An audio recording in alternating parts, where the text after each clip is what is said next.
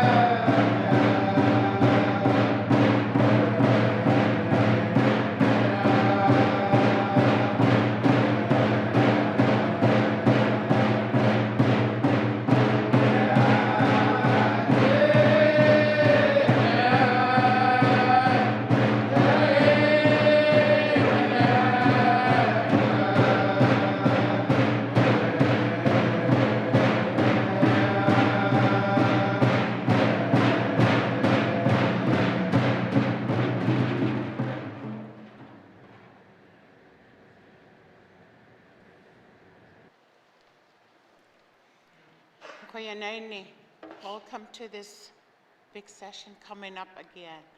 I just like to welcome everyone, and I will say an opening prayer in Inuvialukton, which is in the Saldangmir dialect.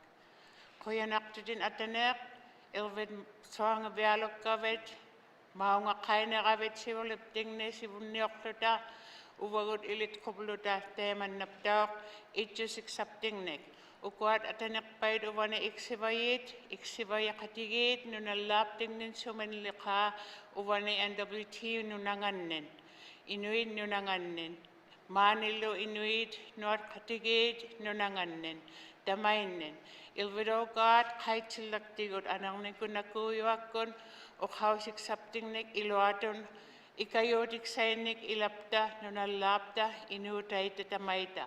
Matkununalo momikterotik accepting nik ilvid ukhaus accepting nik sannertiluta ikayokatiyang nakapta nutakavot isumagigaptik tamatkuat kinguvavot sumilakhay ikayoktik sait uvanin mata. Uvarullo tapitaw yoanne ikayutaw yoanne teman napta ikayokovialuk kivot. Tamaita anak ni ko Jesus kuntuk siyak vegipkin. Amen. Please be seated.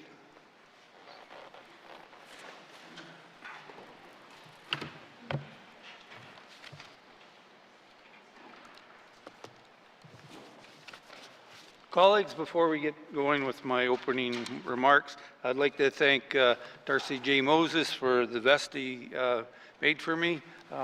It took a little bit of time, but I got this beautiful vest, and I can still smell the moose hide, so I greatly appreciate his work and thank him very much.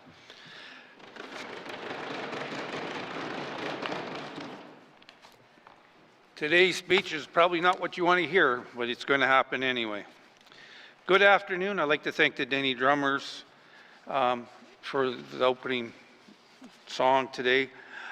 And colleagues, welcome back to the House. I also like to thank Elder Shirley Elias for opening this session with a prayer. I'm also pleased to welcome our pages and interpreters back to the chambers. Your hard work and dedication help us do our job. Thank you. Members, please remember to speak slowly, clearly, so our interpreters can do their jobs. And they reminded me as I welcome them back today. Before I continue, I also want to note the passing of former speakers Peterson and Gargan since this House last sat. Ms. Asser Red Peterson was first elected to the Legislative Assembly in 1983, representing the Kitikmeot West constituency during the 10th and 11th Assembly. He served as a member of the Executive Council, holding numerous portfolios, and in 1987, he was appointed Speaker of the Legislative Assembly. He served in that role until 1989. Despite not being an Inuit descent, he played a pivotal role in establishing Inuit institutions, always advocating for their autonomy and ensuring that membership remained exclusive to the Inuit beneficiaries. His commitment to the North was not just professional, but deeply personal, as he devoted his life to the people and the land he came to cherish. Mr. Samuel Gargan was first elected to the Legislative Assembly in 1983 and represented the Deitcho for 16 years. He even returned to join us for an elders parliamentarian in 2014. Mr. Gargan was a lifelong advocate for Indigenous rights, governance, cultural traditions, and he was respected for his leadership and dedication to his people. I offer my deepest condolences to the families and many friends of Mr. Peterson and Mr. Gargan. Colleagues, the 2025 fire season was another difficult one for many communities and regions within the territories, including my own. Once again, we faced evacuations, but I'm proud of how people came together to help and support one another. That is what we do as Northerners. I want to send a special thank you to all those who fought those fires and to all the volunteers, families, and friends who provided assistance to residents during the evacuation. On behalf of the Assembly, thank you. Colleagues, I ask that you listen carefully to this next part. I'm deeply concerned by the divided and partisan speeches that have come all too common in our communities and our legislators. This is a time when leaders need to be working together for the good of all people. However, we seem to be moving further apart. So I can ask you, what can and should we as members of this assembly be doing differently? How can we better work together to serve those we represent? Can we be the change that we want to see in this world? Colleagues, I don't have all the answers. However, some of the answers can be found in the guiding principles of consensus government in the Northwest Territories. We've all seen and reviewed this document. It is available on the Legislative Assembly website. I want to highlight some of those important principles. Consensus government, our form of government, is defined by the ability and willingness of all members of the legislative assemblies to work together within their respective roles for collective good of the people of the Northwest Territories. We must commit to working together. Open and respectful communication between all members is the most essential feature of consensus government. Being respectful isn't an option. It is essential. This doesn't mean that we all agree. It means we can disagree while being respectful to each other and the decisions we make. A healthy level of tension must exist between cabinet and regular members. The ultimate goal of regular members is not to defeat or discredit cabinet, but it is their responsibility to hold cabinet to account. Colleagues, these are just 3 of the 11 principles. I strongly encourage you to review the document in its entirety. More than that, I ask you to reflect on these principles and commit to upholding them. I am asking you to show respect for one another, for this institution, and for the people who elected us. By choosing your words carefully and thoughtfully, hold yourself and each other to the highest standard expected of us. Colleagues, we are all political people. It is what we do. We don't always agree. However, we can do better, and I believe we have. This is a time when we need to come together, not grow further apart. Committing to these guiding principles is one way we can come together and work efficiently for our people. Colleagues, I have received the following correspondence for the Commissioner of the Northwest Territories, the Honourable Gerald W. Kissoon. It states, "Dear Mr. Speaker, I wish to advise that I am recommending to the Legislative Assembly of the Northwest Territories the passage of Appropriation Act and Infrastructure Expenditures 2026-2027, Supplementary Appropriation Act Infrastructure Expenditures Number 2, 2025-2026, Supplementary Appropriation Act Operation Expenditures Number 2, 2025-2026, Supplementary Appropriation Act Operation Expenditures Number 3, 2024-2025, during the October sitting of the first session of the 20th Legislative Assembly. Yours truly, Gerald W. Kissoon." Now, folks, let's get back to business. Minister statements. Mr. Premier.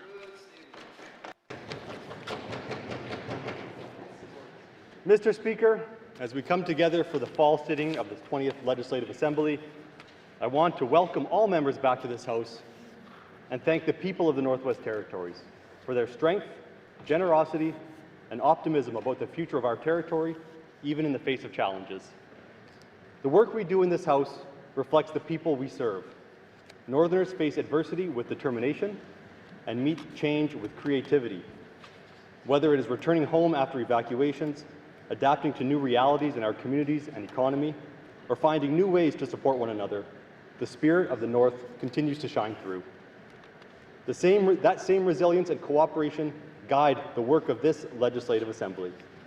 Every decision we make here is about helping people, about making life more stable, more affordable, and more secure for Northerners and their families.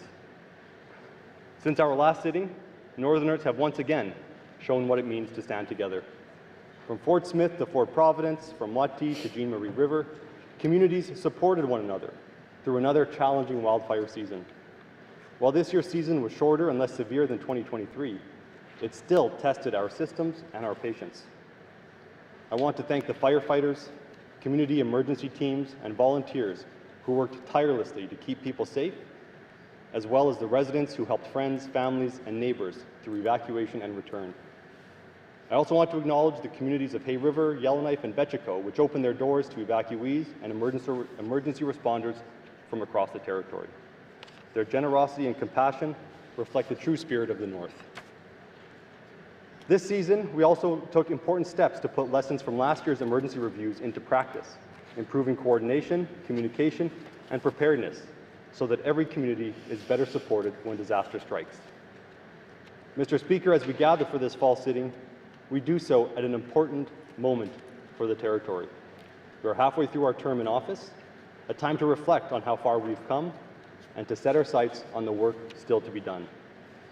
Over the past 2 years, our government has focused on strengthening partnerships, improving housing, and building the foundations of a stronger, more sustainable economy.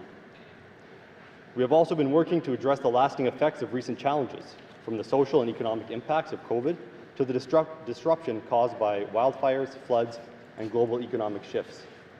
Through it all, our focus has remained the same: to make life better for Northerners and to build a territory where people and communities can thrive. As we look to the second half of our term, our focus must remain on delivering tangible results that build trust, stability, and opportunity in every region of the Northwest Territories. Mr. Speaker, strong relationships with Indigenous governments are the foundation of good governance in the Northwest Territories. They are built on respect, trust, and the understanding that the future of this territory must be shaped together. This has been and will continue to be a central priority for our government. When I speak about partnership, I'm not referring to a single policy or agreement. I'm talking about a way of governing that recognizes the role of Indigenous governments as decision makers and as leaders. Our progress as a territory depends on this relationship being strong, respectful, and enduring. I'm pleased to report that these relationships continue to grow. Just last week, Cabinet joined the Council of Leaders on a mission to Ottawa. Together, we met with federal ministers and senior officials to advance key northern priorities, including housing, infrastructure, health, energy security, and economic development. This was the second time the Council of Leaders has appeared together in Ottawa, united in the message that lasting solutions for the North must be built in partnership with northern governments. Our meetings were productive and demonstrated that when we speak with one voice, we are heard more clearly. We made it clear to our federal counterparts that investment in the North is an investment in Canada's future. The roads, energy systems, and housing we are building here strengthen the country's sovereignty, economic resilience, and climate goals. We also emphasized that our model of collaborative governance, bringing together public and Indigenous governments to solve shared challenges, is one that works. Mr. Speaker, there are early positive signals from the new federal government. Ministers were open, curious, and sincere in wanting to understand the realities we face and the solutions we are putting forward.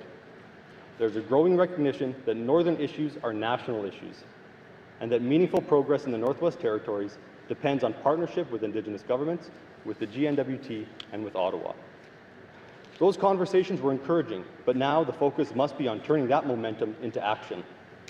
The next step is to translate collaboration into concrete results, advancing joint proposals with Indigenous governments, securing federal support for housing and climate-resilient infrastructure, and moving forward on strategic nation-building projects that will shape Canada's future.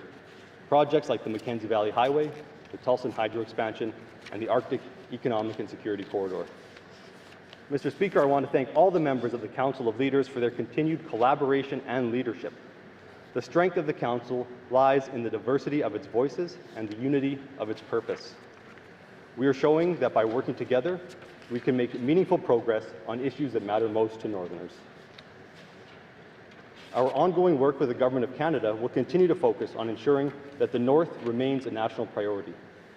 These discussions reaffirmed our shared commitment to reconciliation, climate action, and sustainable economic growth. The Council of Leaders' recent visit to Ottawa showed what true partnership can achieve. It reflected the strength of our relationships at home and the respect those relationships earn for us across the country. When we work together, we not only move the Northwest Territories forward, we help build a stronger Canada. Mr. Speaker, this approach is already delivering results. One of the clearest examples is the progress we're making on housing. No issue affects Northerners more profoundly than housing. A safe and affordable home is what allows families to put down roots, children to learn, and communities to grow. Housing is not just about shelter. It's about stability, dignity, and opportunity. We are committed to ensuring that every Northerner has a place to call home. This shared approach is reflected in the partnership we have built with the federal government and Indigenous governments on long-term housing solutions. Through the recently finalized 10-year, $74.2 million Canada Housing Infrastructure Fund Agreement, we are investing in the core infrastructure that supports housing growth, including drinking water, wastewater, and solid waste systems. This investment will help communities prepare for land development, increase densification, and meet the growing demand for housing across the territory. It is guided by the principle that housing is a shared responsibility, one that depends on all orders of government working together. At the same time, our government is doing its part.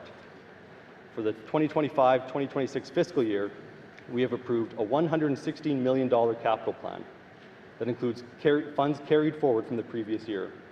This is part of a broader $150 million three-year investment in housing that extends to 2027-2028. Through this plan, 215 units will be repaired this fiscal year, and 219 new homes will be delivered across the territory, including 98 modular homes and 54 multi-unit buildings over the next 3 years, with nearly all construction contracts awarded to local and northern companies. In addition, 81 homes have already been completed since the start of this assembly through investments made under the previous government. This approach supports local economies and ensures that the benefits of housing investments stay in the north. Mr. Speaker, we know there's still more work to do. Too many Northerners continue to live in overcrowded or inadequate housing, but every new home built, every lot developed, and every partnership strengthened brings us closer to our goal of ensuring that every Northerner has a safe and secure place to call home. Keeping people safe at home is another priority of this government. Northerners expect accountability, fairness, and action, and our work continues to reflect those values. We are reviewing the Access to Information and Protection of Privacy Act to ensure it continues to meet the expectations of Northerners in a digital world. This fall, government will also begin engagement on the proposed changes to the Civil Forfeiture Act and Safer Communities and Neighbourhoods Act. These updates are about protecting privacy and safety while ensuring that the laws guiding our territory reflect fairness, transparency, and accountability. Mr. Speaker, we've also taken important steps to strengthen the territory's emergency management system. After several seasons of major floods and wildfires, we acted on the lessons learned through independent reviews of our emergency responses. Those reviews made it clear where we need to do better, and we are already putting those lessons into practice. We have updated the NWT emergency plan to clarify responsibilities, expanded training for community emergency coordinators, and launched new tools to improve communication and public readiness. We have also introduced surge capacity protocols so that more staff and resources are available when major emergencies happen.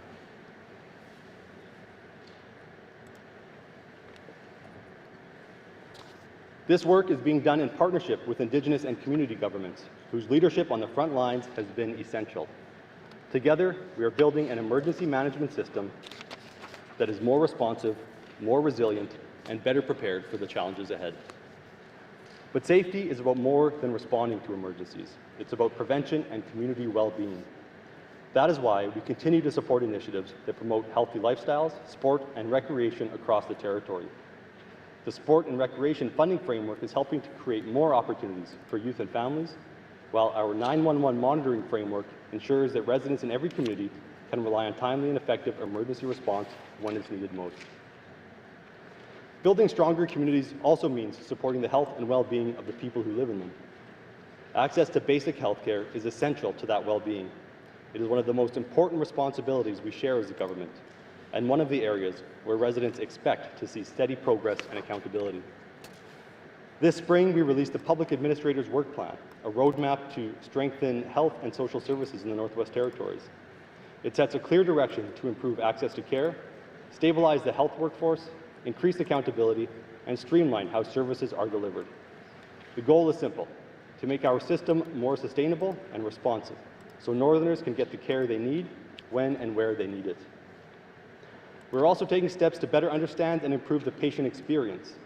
The 2025 NWT Patient Experience Questionnaire is now open to residents across the territory, gathering feedback that will guide service delivery and quality improvements.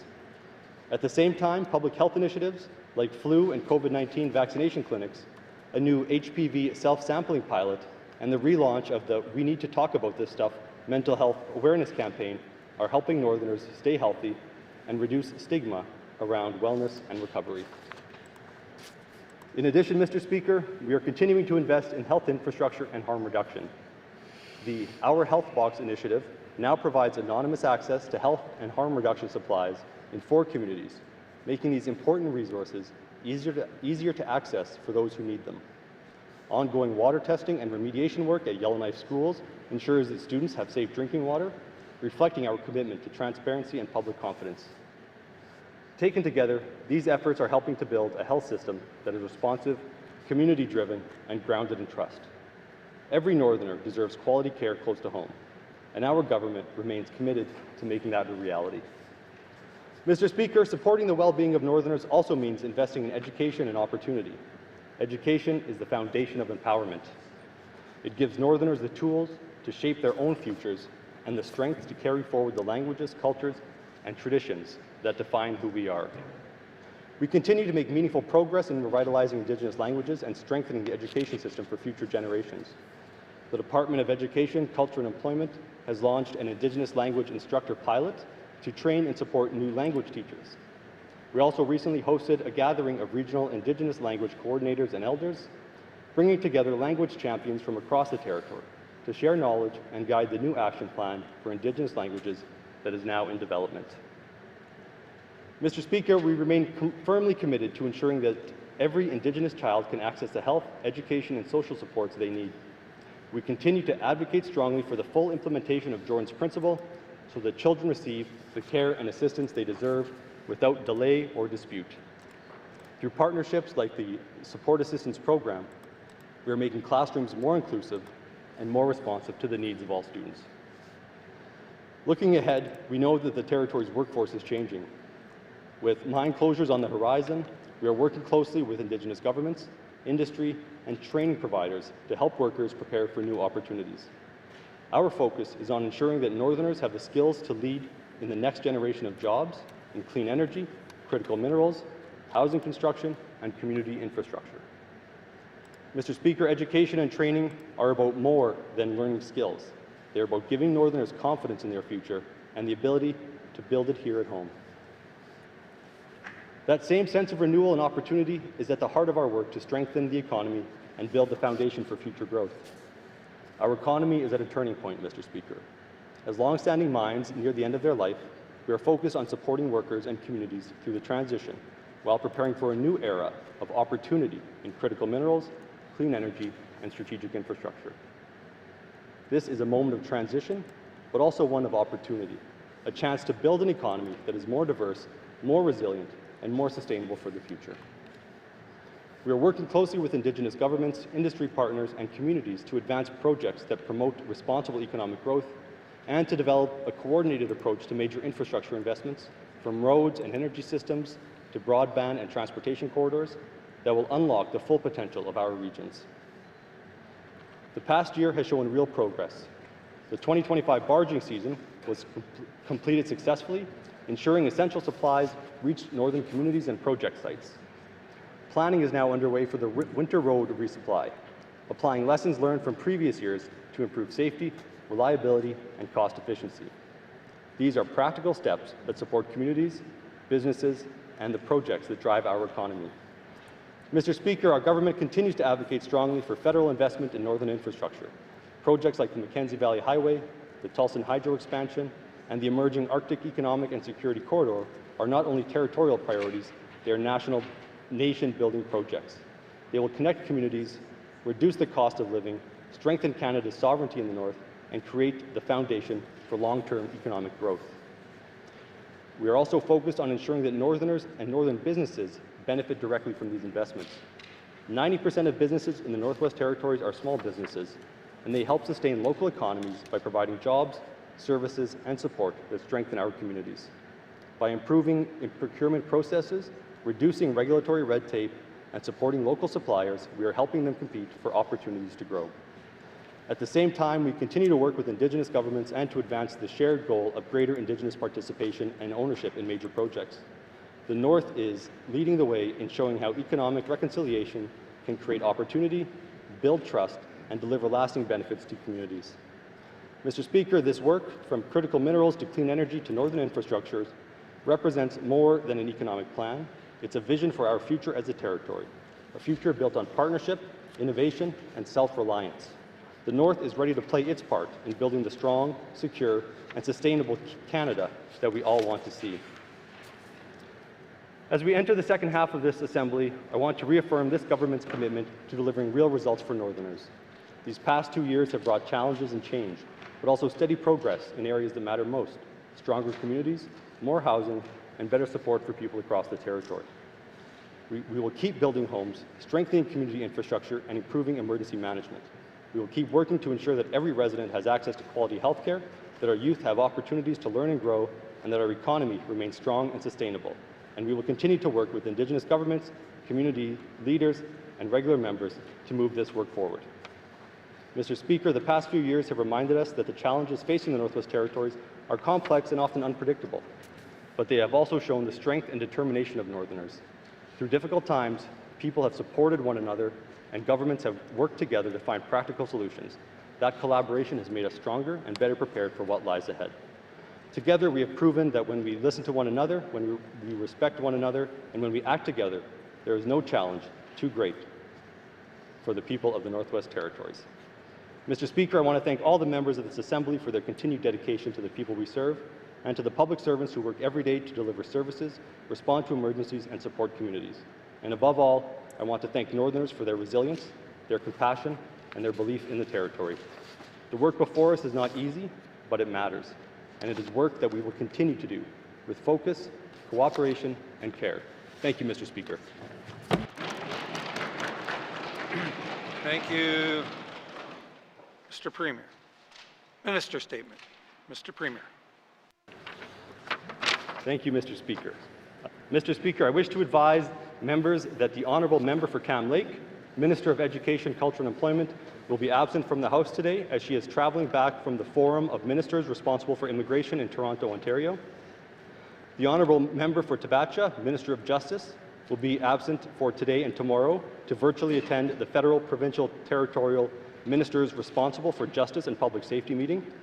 As well, the Honourable Member for Inuvik Twin Lakes, Minister of Health and Social Services, will be absent today and tomorrow to attend the Federal, Provincial, Territorial Health Ministers meeting in Calgary, Alberta. Thank you, Mr. Speaker. Thank you, Mr. Premier. Minister statements. Minister statements. Member statements. Member from Trinidad-Willity. Mr. Speaker, in small communities, when someone is having a medical emergency, time spent reaching the health center can be the difference between life and death. In Yellowknife, we often take ambulance for granted, but my constituents in the Fort Resolution and Tutsakee don't have access to any dedicated emergency medical transportation, and that puts lives at risk. Emergency medical transportation is essential no matter the size of the community, even the health center is nearby. That short distance means little if there's no safe way to rush someone in a critical condition to the care they need. While the RCMP can offer help, they may not always be able to respond quickly, and asking the health center staff to leave their facility as a last resort, just not possible, because they are not capable of treating patients outside their doors. Emergency medical responders are trained to handle these situations. While the Department of Health and Social Services runs health centers, it does not provide emergency services like ambulance and paramedics. That responsibility falls to the communities, but most times, they do not have a tax base or funding to support those services. Similar circumstances exist in the Yukon, but they already provide network and volunteers responders to maintain basic emergency medical services in the community, supported by essential infrastructure and proper training. This demonstrates that with innovation and collaboration, community-led solutions can overcome limited resources and deliver effective emergency care. Living in small communities shouldn't mean accepting unequal access to essential services. Community leaders and frontline workers are ready to save lives by building these services together with their partners in the territorial government. Now, the time is to act, and I will have questions for the Minister of Community Affairs at the appropriate time. Thank you, Mr. Speaker. Thank you, member from Toonaday-Willity. Member statement. Member from Range Lake. Thank you, Mr. Speaker. Mr. Speaker, I can't help but feel that the first day back in the House is like the first day back to school. But unlike school children, our work as members doesn't stop for the summer, and warmer days bring more extreme weather events driven by climate change. Even though Northerners are the toughest people in the world, we are still recovering from the collective trauma of the 2023 wildfire crisis. But what isn't recovering is our constituents' trust in this government. We were forced from our homes, separated from our families, and the emergency management system was laid bare to its faults, which the independent after-action review laid out in its 164-page report, including GNWT emergency management legislation that is lenient and lacks oversight and accountability. The NWT emergency management organization structure is not agile enough for large-scale, multiple concurrent or long-duration emergencies. The roles and responsibilities in the Emergency Coordination Center were ambiguous, resulting in hesitation and indecisiveness among decision makers, and the GNWT's lack of a dedicated territorial emergency management department or agency created challenges. Shame, shame. So why, after so much time and $331,000 of taxpayer expense, is the government rejecting any part of this after-action review, let alone a foundational one that the consultants recommended immediate action in 0 to 12 months to implement? It is getting tired to say doing the same thing and expecting different results is the definition of insanity. But how can reasonable Northerners view this decision any other way?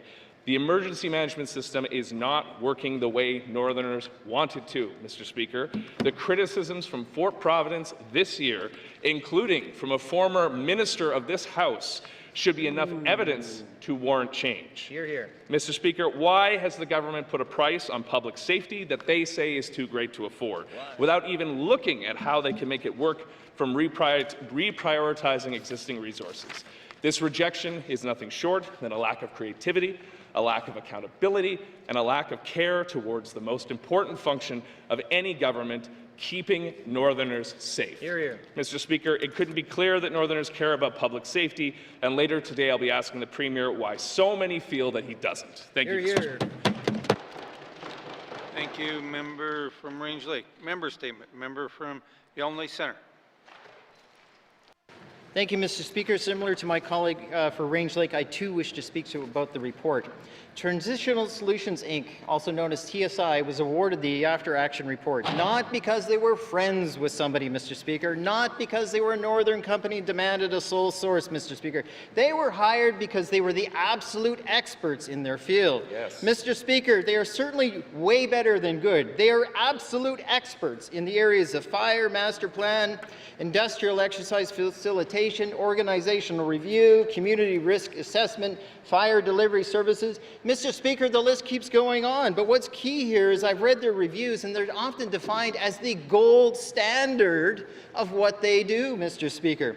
So when the gold standard says things like the existing system, the territorial emergency management, proved ineffective during a large-scale disaster in their release, Mr. Speaker, that's a serious concern someone needs to pay attention to. Mr. Speaker, if anything, may I say it's a call to action.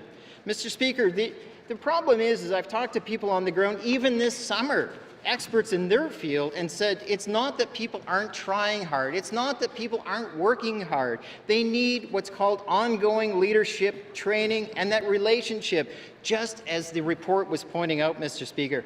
TSI doesn't make these recommendations willy-nilly. These are important key ones to set the narrative and tone of how we manage these problems. So a dedicated emergency management agency needs to be done. But no, according to the Government of the Northwest Territories, it knows best.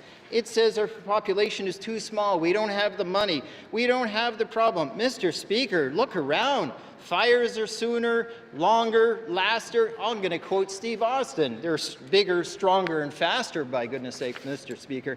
Times have changed. It's time this government hears the bell ringing before no one's left to ring it, Mr. Speaker. Mr. Speaker, if the government complains it's about money, okay, I hear you. Give us a proposal. Ask us our opinions. I will give recommendations. I'll give a recommendation now, Mr. Speaker.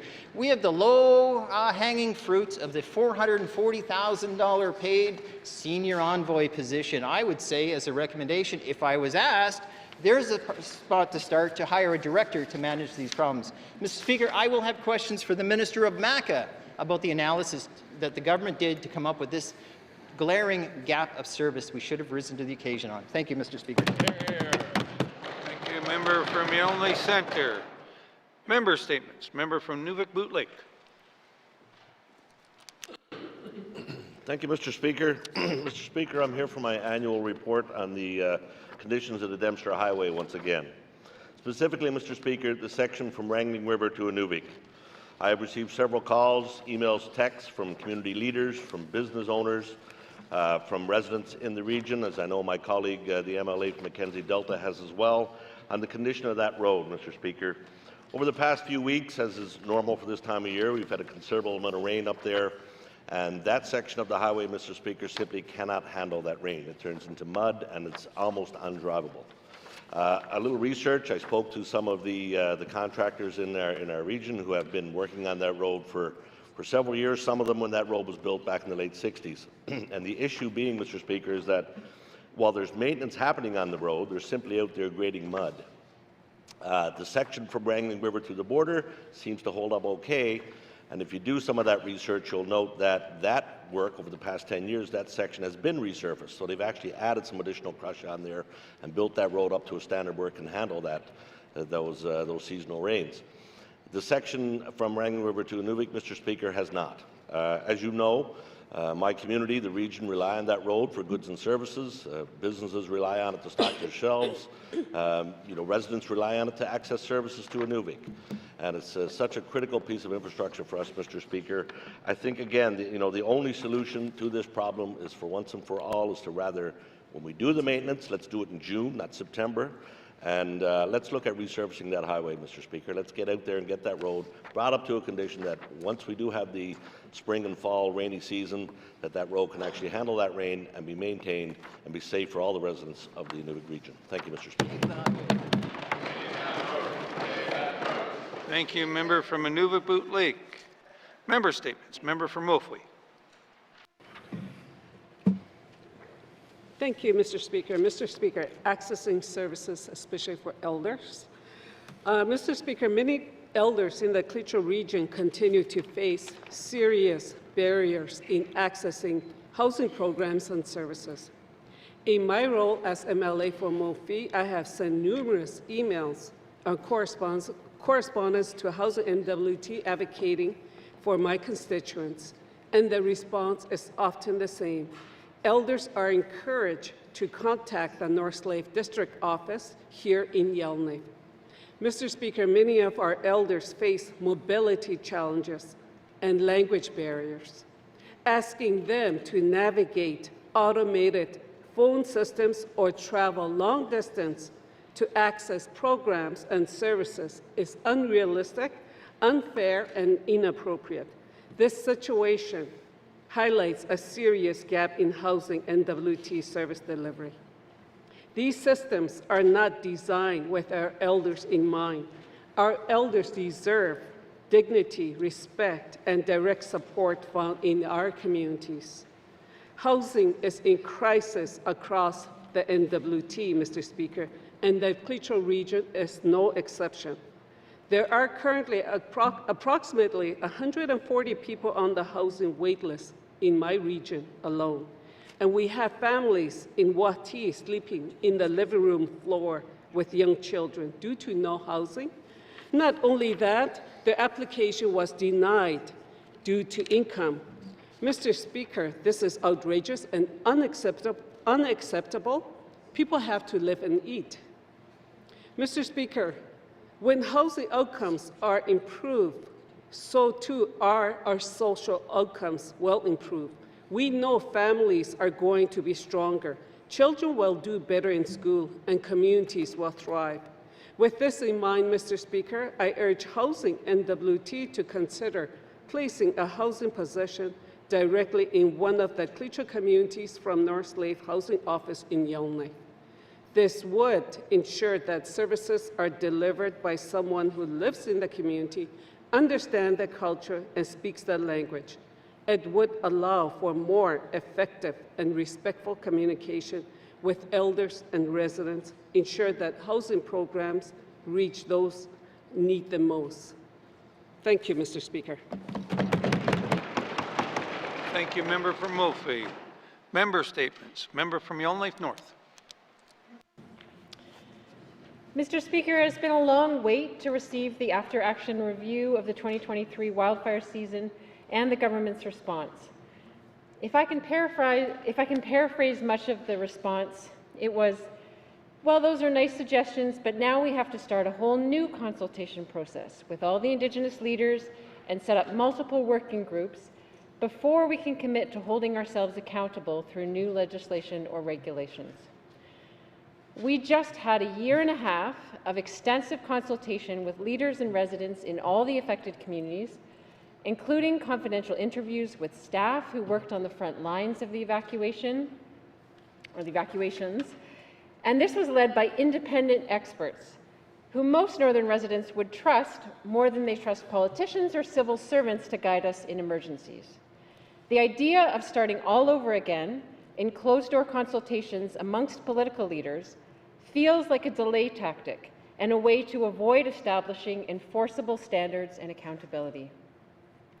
Throughout its official response, the government describes MACA's role as primarily to provide communities with templates, workshops, information, as if the only thing preventing local communities from effectively managing emergencies is just not knowing which template or website to read. It's not enough to say, local communities, you're in charge of emergencies, and if you find you're in over your head in the middle of a crisis, just call us then. We need the GNWT to take responsibility beforehand for the big and expensive challenges around evacuations and the mass provision of emergency social services that no community could ever handle on its own.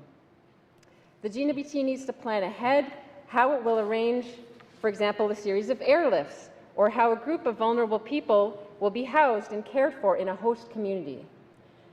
I understand it is likely not feasible to hire a bunch of new people to set up a brand new emergency management agency.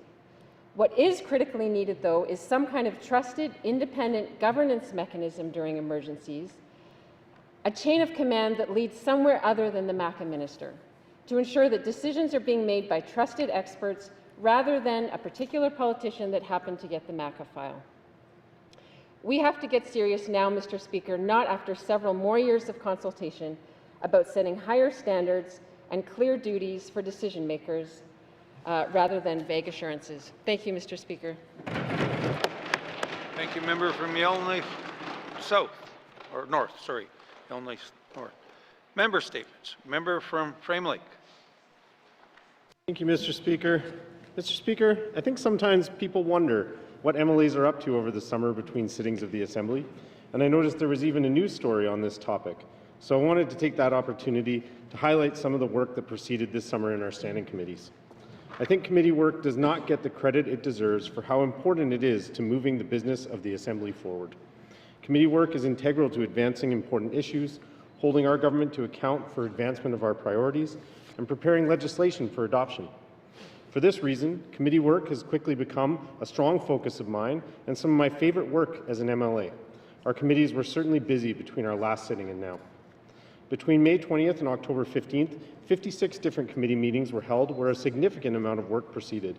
I note that the Standing Committee on Social Development was busy reviewing several pieces of legislation and had a marathon meeting last week where they were able to wrap up work on a number of reports which I'm excited to see tabled in the House, in particular their report on housing as a human right.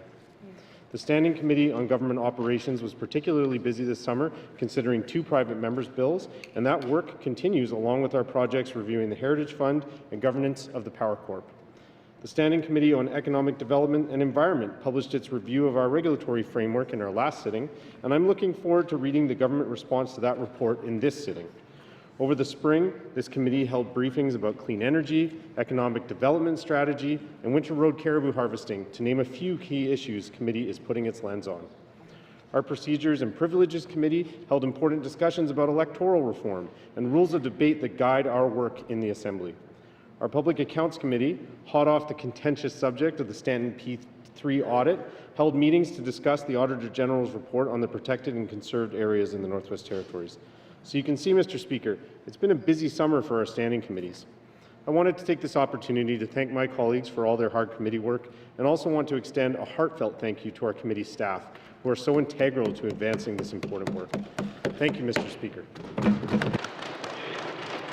Thank you, member from Frame Lake. Member statements. Member from the Decho.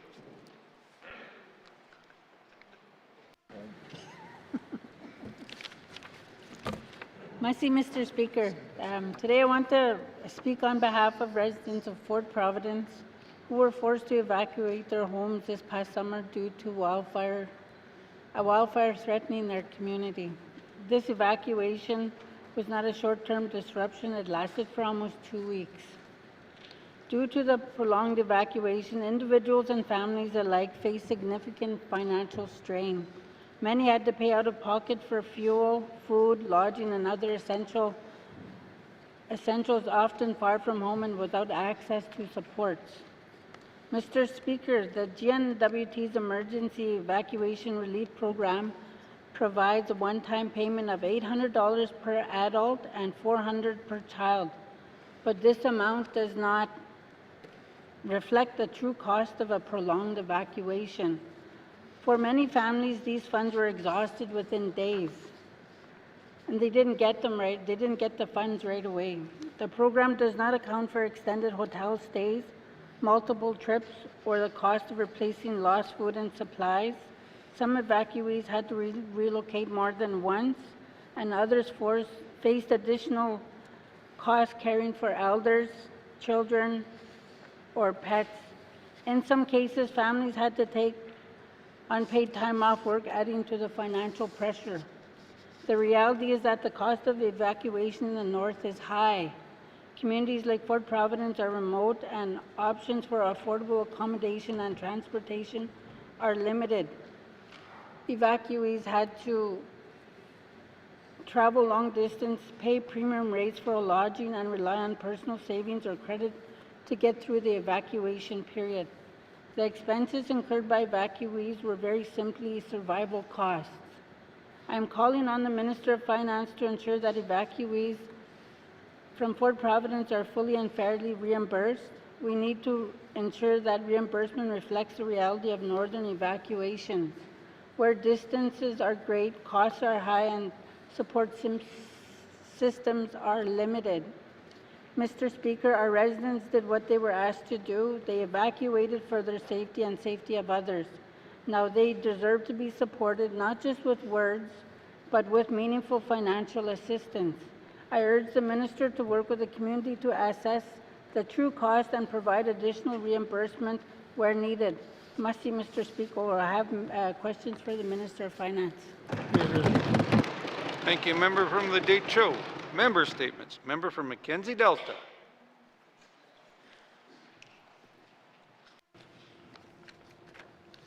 Thank you, Mr. Speaker. It has been 894 days since Frank Grubin has last been seen. 894 days of overwhelming grief that Frank's parents, Frank's brother, Frank's sister, Frank's extended family, and the community of Aklavik have had to endure on a daily basis. Mr. Speaker, it is not only Frank's family or his community of Aklavik that is expressing great concern for the whereabouts of Frank, but there is a national campaign for Let's Bring Frank Home. All of these concerned citizens want some answers, comfort, and closure for Frank's family. 894 days of not receiving any updates from the GNWT and the authorities is something that no one should have to go through. Mr. Speaker, just a few weeks ago, Frank's grandmother who was in her 90s, passed away before she could get some answers about Frank's whereabouts. Each day that passes is one more day of uncertainty. Mr. Speaker, let's join this campaign of Let's Bring Frank Home and bring comfort and closure to the residents of Clavik, and especially to Frank's immediate and extended family. We, the government of the Northwest Territories, have to be a partner in finding and providing answers and updates to the affected families who are experiencing hardships that require our assistance. Mr. Speaker, in closing, it has been 894 days since Frank has last been seen. So I would like to say to everyone in the Northwest Territories and Canada, let's bring Frank home. Thank you, Mr. Speaker. Thank you, member from Mackenzie Delta. Member statements. Member from the Sawtooth. Musty, Mr. Speaker. Welcome back, colleagues. I hope everybody had a wonderful and productive summer. I know I did. Mr. Speaker, I'd like to share some positive news from the Sawtooth. First of all, our region's graduation season saw a record 28 students complete their studies. This achievement reflects not only the hard work and dedication of these young people, but also the unwavering support of their families, educators, and the community leaders. It's a testament to the bright future of the Sawtooth region. Mr. Speaker, in July, the community of Norman Wells, joined by the NWT Premier Simpson and the Member of Parliament, Federal Minister Alty, celebrated the milestone Sligo-Linigotne government self-government ratification. This historic moment marks a significant step forward in self-determination and Indigenous governance in our territory. Mr. Speaker, since the federal election, we have seen several positive announcements focus on economic resilience, a clear pathway for economic recovery from the tariff impacts and pressures, and strengthening our domestic resources. Mr. Speaker, I draw your attention to the August 29th news release where Prime Minister Carney launched the new Major Projects Office to fast-track nation-building projects. The principles of engagement include Indigenous equity ownership, partnerships, and participation. Mr. Speaker, I couldn't be more encouraged by these principles, especially as they support the fully qualified Mackenzie Valley Highway project. Mr. Speaker, the extraordinary benefits from this project, set at $1.7 billion in generating tax revenues to both governments, demonstrate how nation-building projects create real economic resilience. Mr. Speaker, one example, projects in this industry allocate 30% for labor costs. Within this workforce cost, tax revenues accrue at 40%, creating substantial returns for our communities and government alike. Mr. Speaker. Hear, hear. Thank you, member from the Sawtooth. Member statements. Colleagues, Hillary Yvonne Norwegian was born on October 22nd, 1990, to Wanda Norwegian and Harold Sanguis. She was the eldest daughter of the family. She passed away suddenly on February 12, 2025. She grew up in Jean Marie River, where she attended school and was a very happy child and a favorite among many in the community. She was living in Fort Simpson with her partner when she passed away. I had the pleasure of knowing this young lady in the community. She always had a smile on her face and was willing to help whenever she could. I could say she was a very hard worker. She liked to do a lot of yard work in the spring and summer. Her work ethic was amazing. Once she started the project, it had to be completed, even on the hottest days. The same with projects in the winter. She was known for her contagious and uplifting and unique laugh. Just listening to her started a chain of laughter from those among her. As well, she was a caring, passionate, loving, and understanding person. Hillary leaves behind 3 children, her spouse, her parents, siblings, and many other family members and family members, and friends. Hillary will be greatly missed and will be remembered by her family, friends, and many people who knew her. The family would like to express their heartfelt gratitude and appreciation for the overwhelming amount to support all the committee kindness and generosity at their time of grief. They will never forget the love, prayers, kindness, and support shown to them during their time of sorrows. As well, thanks to the Fort Simpson medical staff and Fort Simpson first responders for all the help during this difficult time. Hillary will be sadly missed. Member statements. Member from Great Slave. Mr. Speaker, today I rise to remember Moses Lero Lualira.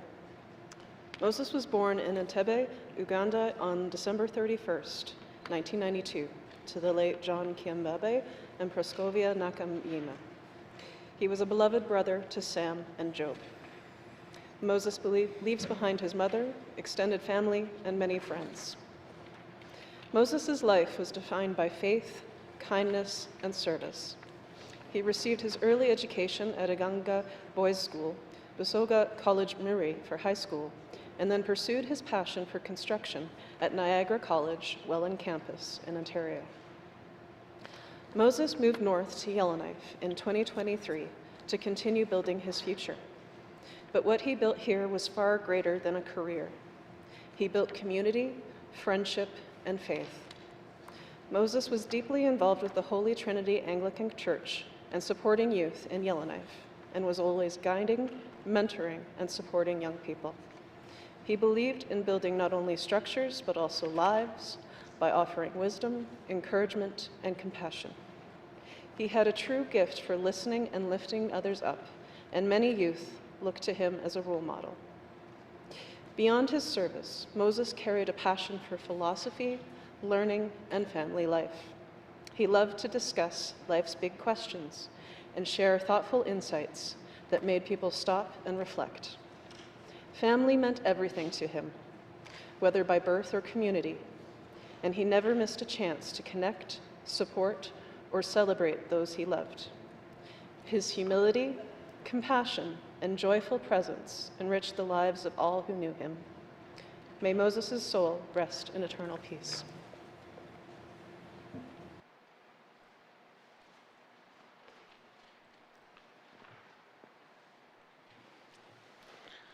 Our condolences go out to the family and friends. Member statements. Member statements. Motions. Motions. Returns to oral questions, or returns to oral questions. Mr. Premier. Mr. Speaker, on behalf of the Minister of Justice, I have a return to oral question asked by the member from Montfouille on May 21st, 2025, regarding the Legal Aid Commission of the Northwest Territories. The member asked about the current capacities of the Legal Aid Commission, noting a vacancy for the North Slave region on the Justice website. The vacancy was filled by the appointment of Jennifer Frankie Smith commencing on July 25th, 2024, but the department did not update the Justice website to reflect this. The website is now current and correct, and the department thanks the member for bringing this oversight to the department's attention. The Legal Aid Commission is currently full and operating with no vacant positions. The Legal Aid Commission provides legal aid and legal aid outreach clinics to the Northwest Territories under the terms of the Legal Aid Act. Legal aid is jointly funded by the Government of the Northwest Territories and the Government of Canada. The Legal Aid Commission operates at arm's length from the Department of Justice. The Northwest Territories Legal Aid Program covers among the broadest range of matters and provides among the most generous financial eligibility criteria in Canada. Financial guidelines are being reviewed, and Legal Aid is working with the Bureau of Statistics to ensure they properly reflect the high costs of living in the Northwest Territories. Legal Aid operates clinics with criminal and family lawyers in Yellowknife. These clinics are client-focused, and all staff are diligently engaged in serving the citizens of the Northwest Territories. Court workers are also available, with offices in Yellowknife, Inuvik, Fort Simpson, Norman Wells, and Betchico. A hybrid model of staff and panel lawyers has been effective to ensure that the people of the Northwest Territories have access to legal aid services. Legal aid is always striving for improvement. Since January 2025, the court schedule has changed to allow lawyers to spend more time in communities. Legal Aid is currently working to ensure that there is continuity of counsel, meaning that clients, where possible, are assisted by the same lawyer for all of their court appearances. The Legal Aid Commission also operates an outreach program providing legal information services to the public without requiring a legal aid application. In the 24-25 fiscal year, 1,094 clients received help from the Outreach Legal Aid Clinic.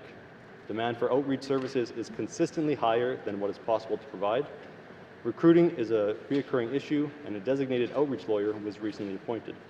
The Legal Aid Commission of the Northwest Territories Annual Report 2023-2024 will be tabled this session and provides further information on the work of the Legal Aid Commission in the Northwest Territories.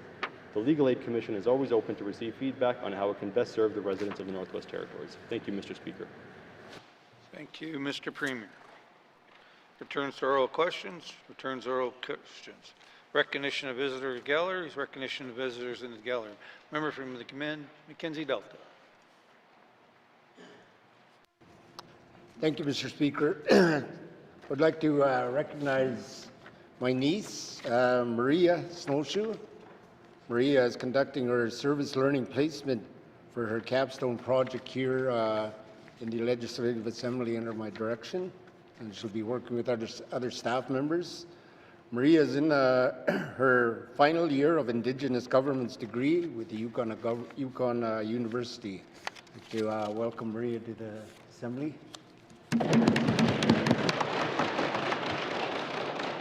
Recognition of visitors in gallery.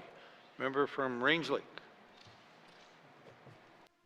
Thank you, Mr. Speaker. I'd like to recognize 3 pages from the Range Lake riding: Ava Fuentes, Hayden Perka, and Matthew Sisson. I had lunch with them and yourself, Mr. Speaker, and it was lovely. They reminded me of what the Pythagoras theorem is, which I had forgotten, so thank you for that. We don't use as much math as perhaps we should, at least that complicated, but I can still read a budget. Mr. Speaker, I'd also like to recognize Tom McClellan, who is a Yellowknife City Councillor. Thank you for taking an interest today, and thank you to the pages for their hard work for our sitting. Thank you, Mr. Speaker.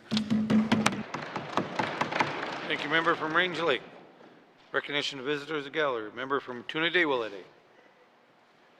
Thank you, Mr. Speaker. I also want to recognize Matthew Onka, who's also a page here. I want to also recognize all the translators that are here today. It's good to see you guys here again, and all the visitors in the gallery. Welcome. Merci. Thank you, member from Tuna-Day Willete. Recognition of visitors in gallery. Member from Frame Lake. Mr. Speaker, I too would like to recognize Councillor Tom McLennan visiting from City Council and from the Frame Lake riding, and also extend a special welcome to his father, Sandy McLennan, who's visiting Yellowknife. Thank you, Mr. Speaker. Thank you, member from Frame Lake. Recognition of visitor gallery. Member from Yellowknife Centre. Thank you, Mr. Speaker. Through you, I'd like to recognize Cannon McDonald. Cannon is a page here, and I believe, if I'm correct, from Mildred Hall as well. And at the same time, I'd also like to recognize the pages who are here from the Mildred Hall School. It's a great school, a community school. It's a school with a big heart. Thank you very much, Mr. Speaker. Thank you, member from Yellowknife Centre. Recognition of visitors in the gallery. Recognition of visitors in the gallery. If we've missed anyone in the gallery today, welcome to your chambers. I hope you're enjoying the proceeding. It's always nice to see people in here, and I thank you for allowing us the privilege of representing the people of the Northwest Territories. Acknowledgements.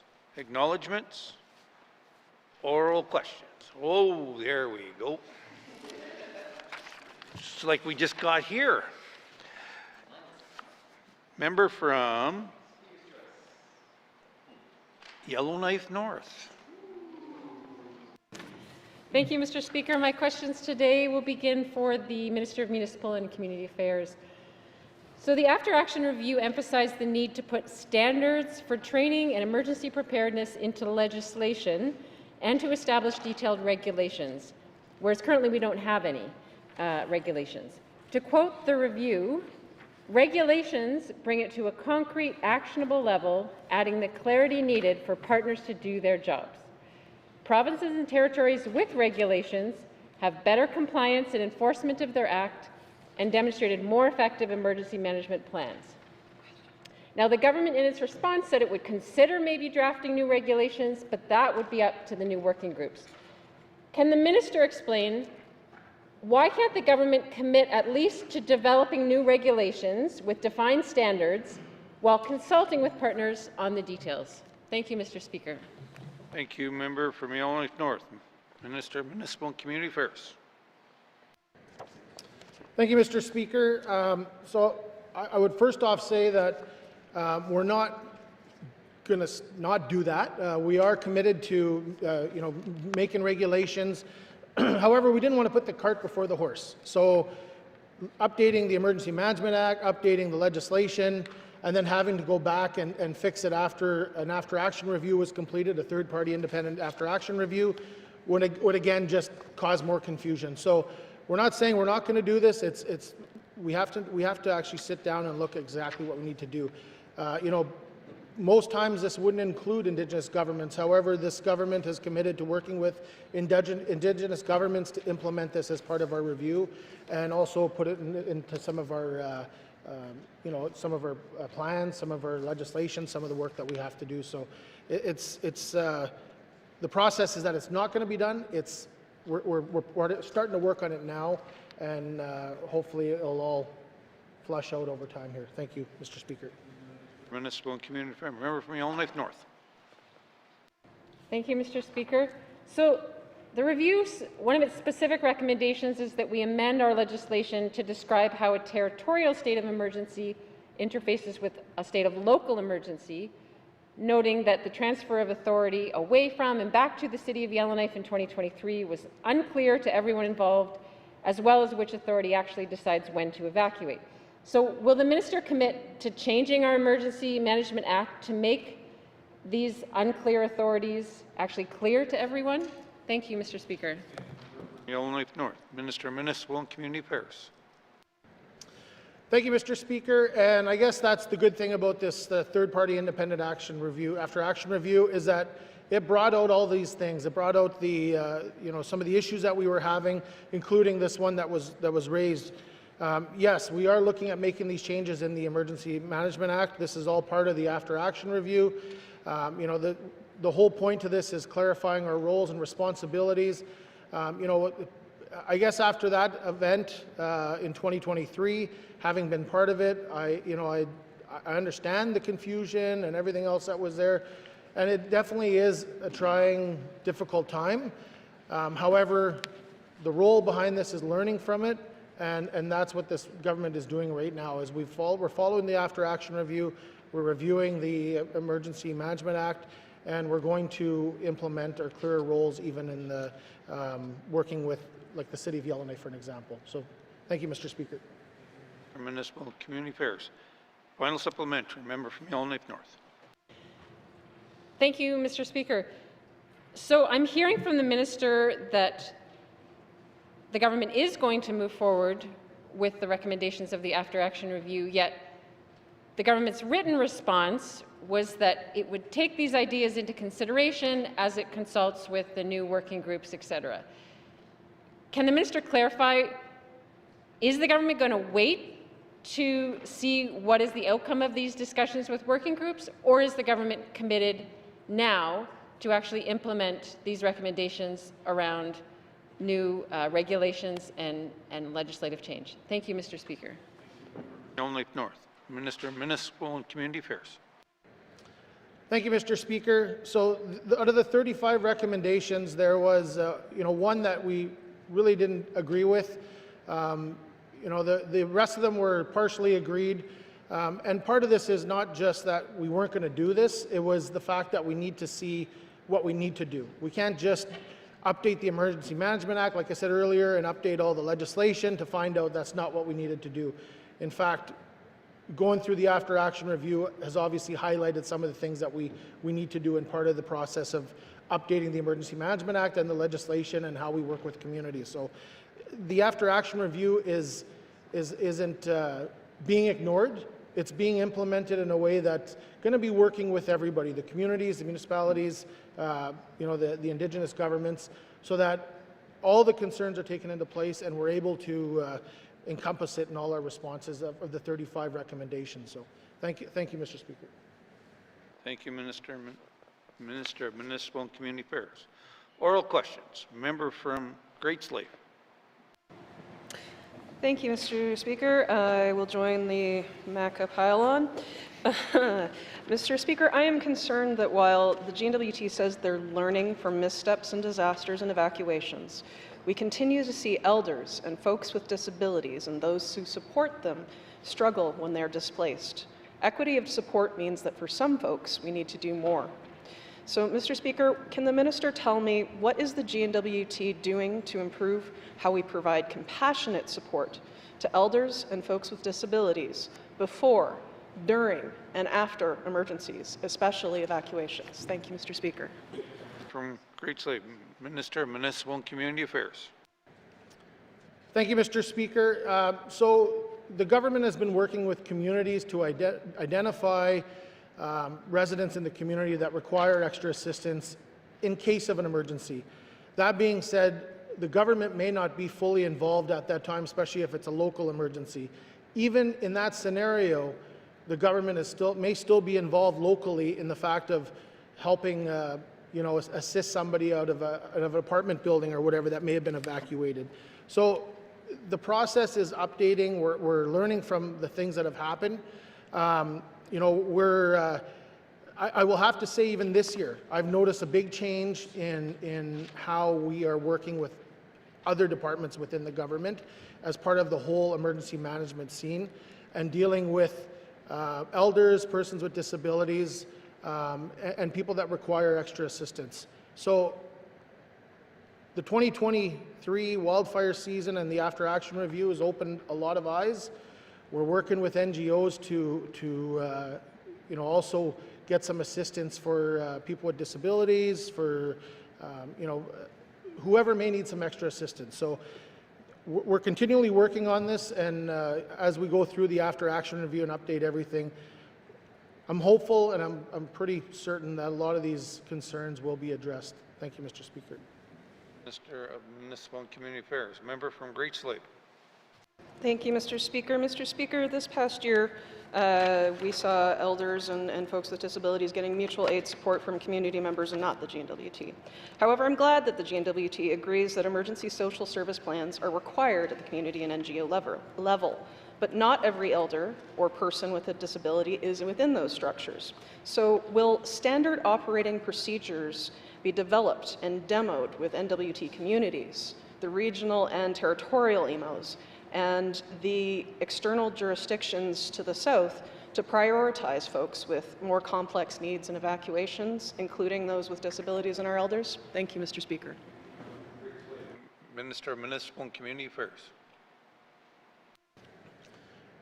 Yeah, thank you, Mr. Speaker. So when it comes down to the training and the development, working with the communities at all the levels, the local level, the regional level, we're working with the community governments to make sure that the things are in place to help out these residents. A lot of the problems that we've seen even just recently are not really related to the government. It's related to circumventing the process, and it's been a very, very frustrating thing for me to even see, because we have the resources in place, we have the opportunities in place to assist with the residents that require those assistance or require those needs. So for myself, with the resources that are required, the government is working hard to make sure that we're covering all that off. I know the EIA is also working with trying to remember the name, ESS to build a framework that outlines the roles and responsibilities in dealing with these types of scenarios. Thank you. Minister of Municipal and Community Affairs. Final supplementary. Member from Great Slave. Thank you, Mr. Speaker. Mr. Speaker, I want to reiterate my colleague from Dutcho's September press release that stated that safety alone is not a sufficient measure of constituents' well-being in regards to this year's evacuation of Fort Providence. Since the GNWT has elected not to create a standalone emergency management agency, how does the GNWT expect to have dedicated capacity to work through ongoing policy development, and identify operational needs on an ongoing basis so as to ensure the dignity of residents in exceedingly difficult situations like evacuations. Thank you, Mr. Speaker. Thank you, member from Great Slave. Minister of Municipal and Community Affairs. Thank you, Mr. Speaker. We have the staff within MACA to deal with this type of stuff. We have the staff that are trained in emergency management. We have the staff that are able to, build the plans and also work with the legislation. I'm quite confident that the department is able to manage the types of emergencies that we've been dealt with the last little while. I know there's also concerns about the capacity. The Government Northwest Territories have, it's actually even still advertised, have requested for GNWT employees who wish to step up. There are trained GNWT employees who, in their regular line of work, may not be involved in emergency management, but they're also volunteer firefighters. They're also something else in a different community, but they're willing on stepping up and helping out the GNWT during those times. So we have those surge capacity lists that are available for the government to use in the time of need. So is the government doing everything they can to work during emergencies and emergency evacuations and local emergencies? I believe we are, and will continue to improve. Thank you, Mr. Speaker.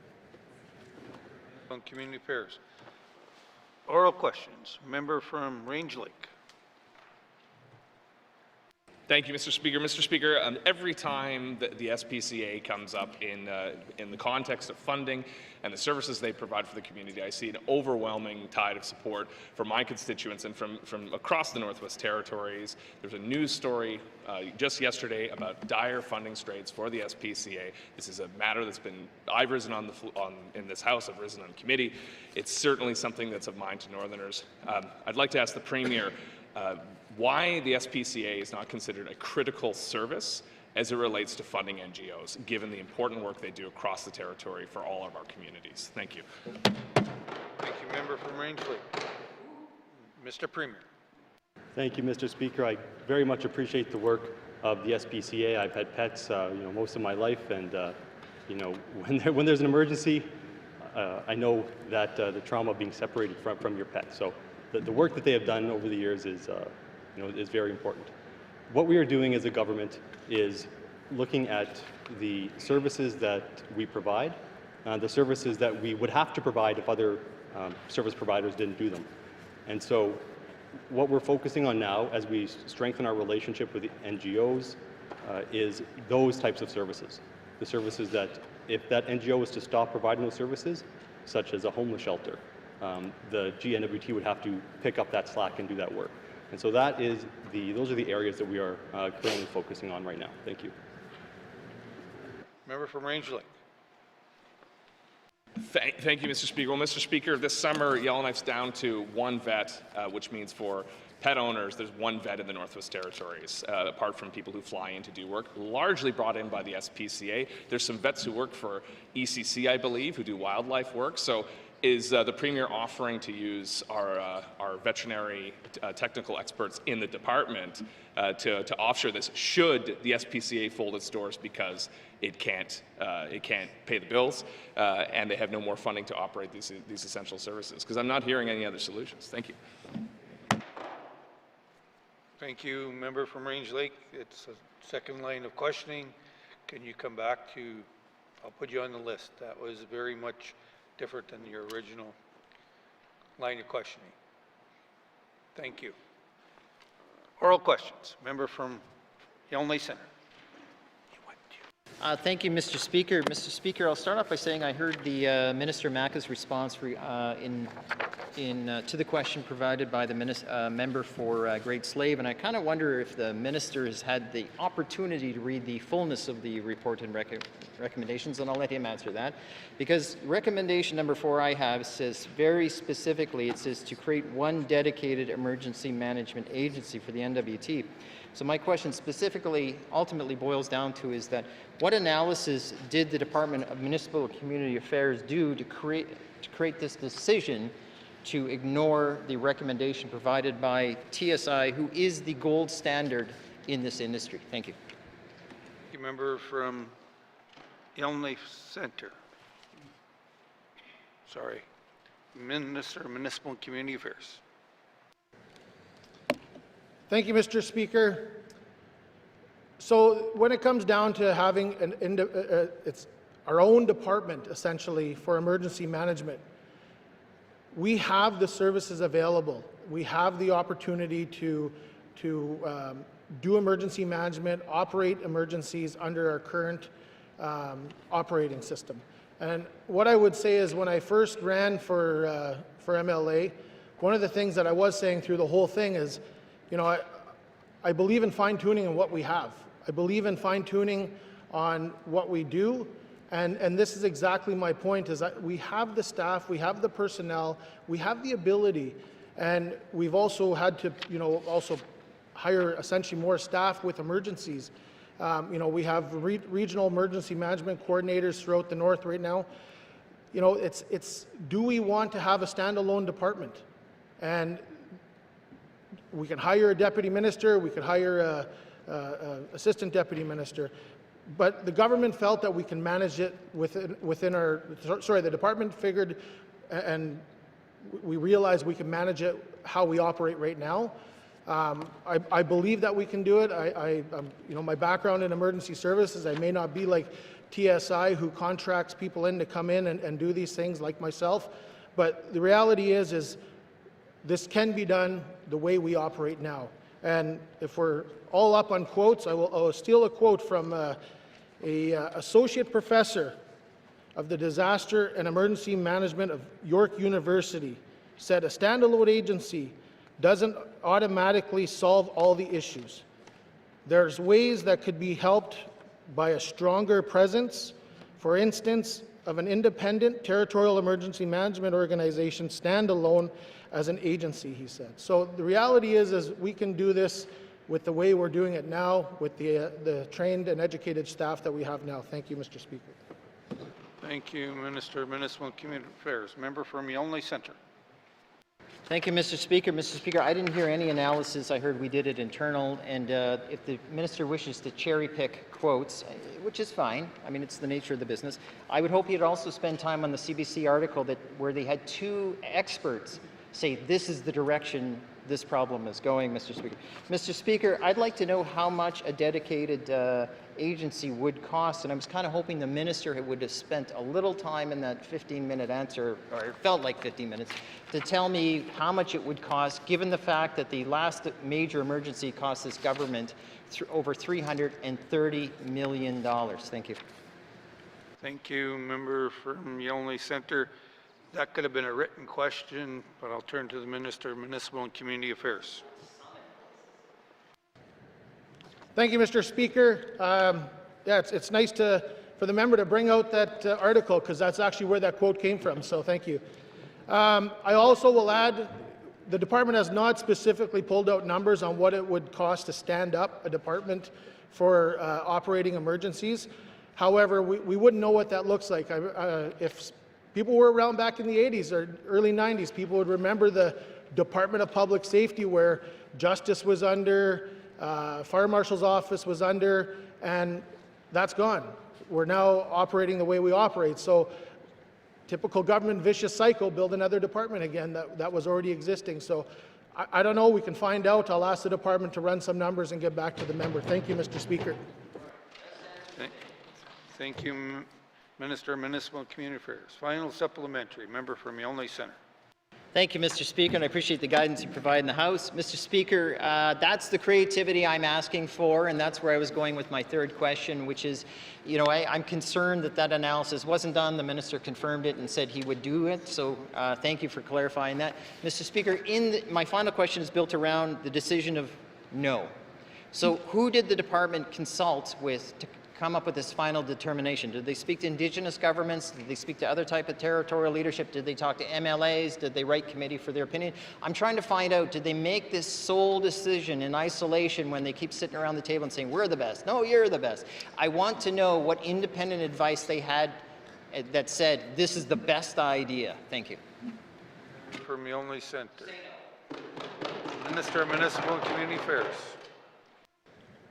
Thank you, Mr. Speaker. With the fine detail that he likes or would want, I will get back to him with that information. Thank you, Mr. Speaker. Minister of Municipal and Community Affairs. Colleagues, oral questions. Member from Tuna-Day Willity. Thank you, Mr. Speaker. Mr. Speaker, in the last year, I raised the issue in the House about emergency medical transportation for small communities and services they can provide to help save lives and provide a service for members in our community. I spoke to the Minister of MACA and Health in collaboration to look for a solution. I have a question for the Minister of Community Affairs. The question is, will the Minister of Municipal Community Affairs commit to a plan establishing life-saving paramedic and ground ambulance services in the community of Little and Fort Resolution? Thank you, Mr. Speaker. Thank you, member from Tuna-Day Willity. Minister of Municipal and Community Affairs. Thank you, Mr. Speaker. I believe it was this spring I had similar lines of questioning, and at that time I pretty much kind of laid out what the plan was going forward. The reality is I think it's important that we really work with the communities on what's needed in the communities, and that's still the continued goal. The Department of Health and Department of MACA are working together to come up with plans for the communities, and Fort Res is one of the communities in our mind when we're talking about this, is having something in place to help respond in the communities to emergencies. And there is no full plan involved right now, or full plan in place right now, but we are working on something to move forward with that. Thank you, Mr. Speaker. Thank you, Minister of Municipal and Community Affairs. A member from Tuna-Day Willity. Thank you, Mr. Speaker. If there's no plan to introduce paramedics and ground ambulance services anytime soon, when will the Minister commit to establishing a volunteer emergency first responder program to address this critical services gap in our small community? Thank you, Mr. Speaker.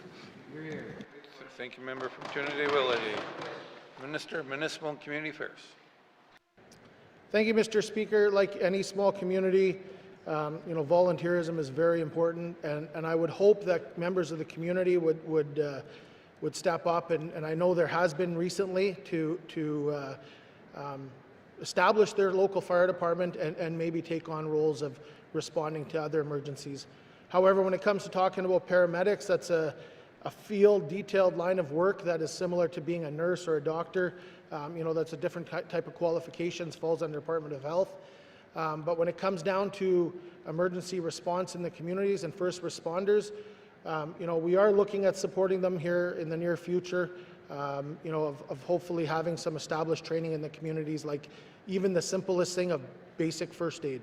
So hopefully we can have something out here shortly. Thank you, Mr. Speaker. Minister of Municipal and Community Affairs. Final supplementary, member from Tuna-Day Willity. Thank you. Thank you, Mr. Speaker.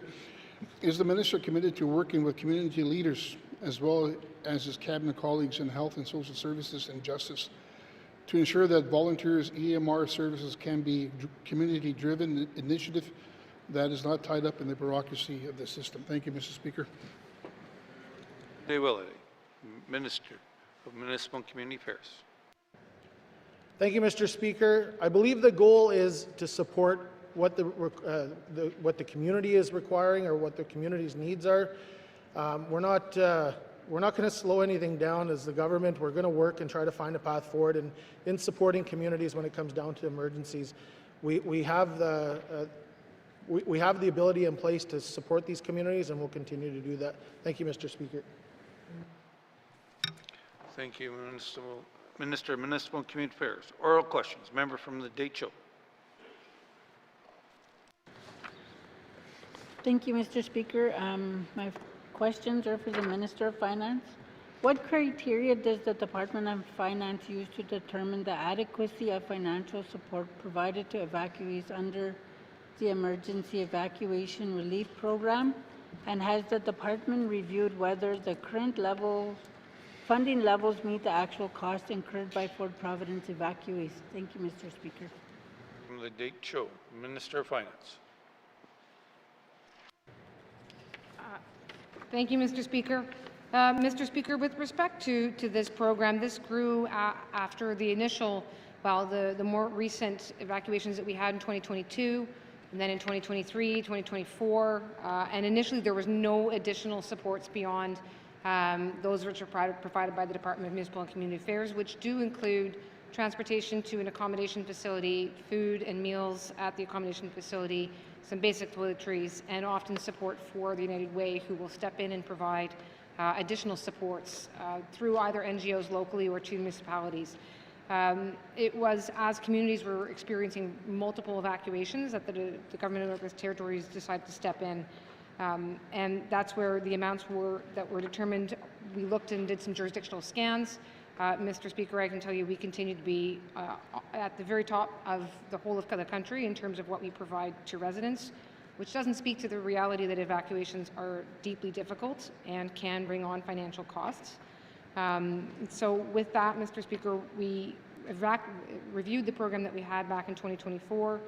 It was very clear that folks found that to be cumbersome, difficult to apply, and so the program we have now, which is what the residents of Fort Providence were relying upon, is one where there's a portal, a window. It provides comparably timely compared to what it had been in the much easier process. So it's not looking at people's individual bills or their individual circumstances, which of course are going to vary by the individual. It's meant to be one that provides quick gap fillers. Thank you, Mr. Speaker. Minister of Finance. Oral questions. Member from the Date Show. Thank you, Mr. Speaker. Will the minister commit to working with the community of Fort Providence to assess the full financial impact of the evacuation and consider additional reimbursements for those who faced exceptional costs? Thank you. Minister of Finance. Thank you, Mr. Speaker. Mr. Speaker, this question certainly has come up over the last few years when individual communities have been evacuated. Some obviously for very lengthy periods of time or on multiple occasions in the course of 1 year. And Mr. Speaker, so again, the program we've landed on at this point is really meant to supplement. It's supplementing the fact that there are accommodations provided, that folks who need accommodations outside of the group type accommodations are triaged and meant to get access to hotel accommodations, and the goal there being, and as well as transportation, the goal being that most people should not be experiencing significant additional costs. Again, it is abundantly clear individuals all have a variety of different circumstances. So, Mr. Speaker, at this point there's not a plan to further evaluate this program, which was just evaluated after the 24 season. What we can be, again, doing is making sure that we are continuing to work with municipalities and the service providers through the United Way so that their programs are making their way to those who need it. Thank you. Final supplementary. Member from the Date Show. Thank you. Is the minister open to revising the emergency evacuation relief program to include tiered or extended support for longer evacuations with payments up front, especially in remote communities where costs are significantly higher? Thank you, Mr. Speaker. Thank you, member from the Date Show. Minister of Finance. Thank you, Mr. Speaker. Mr. Speaker, obviously the department does certainly take a whole of government view. We do work with the Municipal and Community Affairs and to look at what programs and services they are offering through the emergency services that they are leading and coordinating, and keeping ourselves as much as we can within the parameters of programs that are at least somewhat funded by the federal government and their programs, Mr. Speaker, and of course working too with EC&E. They also provide emergency funding for income assistance clients, and at the same time wanting to encourage employers who can to be able to continue to pay their staff, as does the GNWT. So, Mr. Speaker, with that, at this point, there's no plans to do yet another review. The review, as I mentioned, was done in 2024 after the 2023 evacuations. And at this point, we just want to make sure we are focusing on getting the money moving quickly into the hands of those who need it from what we are providing. Thank you. Minister of Finance. Oral questions. Member from Moulfie. Mr. Speaker, my question is for Minister of Housing. So I want to ask the minister, what specific measure is Housing NWT taking to support elders with language barriers, not just elders, but there's others vulnerable with language barriers who struggle to navigate automated phone systems and remote offices? Thank you. Minister responsible for Housing NWT.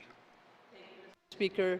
Mr. Speaker, I recognize that there is many communities in the Northwest Territories where elders do have language barriers, and many times English is not their first language.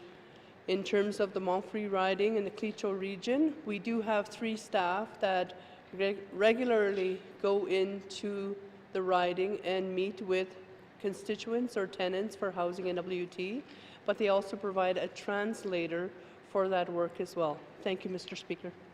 Minister responsible for Housing NWT. Member from Moultrie. Thank you, Mr. Speaker. Mr. Speaker, has Housing NWT considered placing a dedicated housing officer or position from the North Slave office in one of the Clecho communities to improve accessibility and communication for elders and other vulnerable residents? Thank you. The member from Moultrie. Minister responsible for Housing NWT. Mr. Speaker, and again, recognizing the number of concerns that we have from the Clecho region and Montfrey riding, that these discussions can be, we can have internal discussions, but we also can talk to Clecho government. We do have a memorandum of agreement with Clecho government, so this could be a discussion item with the TG. Thank you, Mr. Speaker. Minister responsible for Housing NWT. Final supplementary. Member from Moultrie. Thank you. Thank you, Mr. Speaker. So what is Housing NWT plans to address the growing wait list of 140 people in the Clecho region, and how does it prioritize elders and unhoused people in urgent need of housing? Thank you. Member from Moultrie. Minister responsible for Housing NWT. Thank you, Mr. Speaker. A huge question, because this is the type of question that I ask council leaders in Ottawa. When the federal minister, Gregor Robertson, was attending the council leaders, considering the wait list, considering we have over 900 families on the wait list, considering we have probably 140 of them in Betchako alone, how do we address housing needs across the Northwest Territories? One thing we need to do is we need to work in collaboration, and this is what I spoke to with Indigenous leaders at the table, is we need to work in collaboration, we need to communicate, we need to work together, because GNWT, Northwest Territories government, we can't do this alone. Like, we've provided $150 million over the next 3 years for housing and for public and social housing. That's going to give us about 300 units, and we're going to fix about 500 other units through renovations and modernization techniques. But we still have, according to our territorial housing needs assessment, another 1,000 units that are required.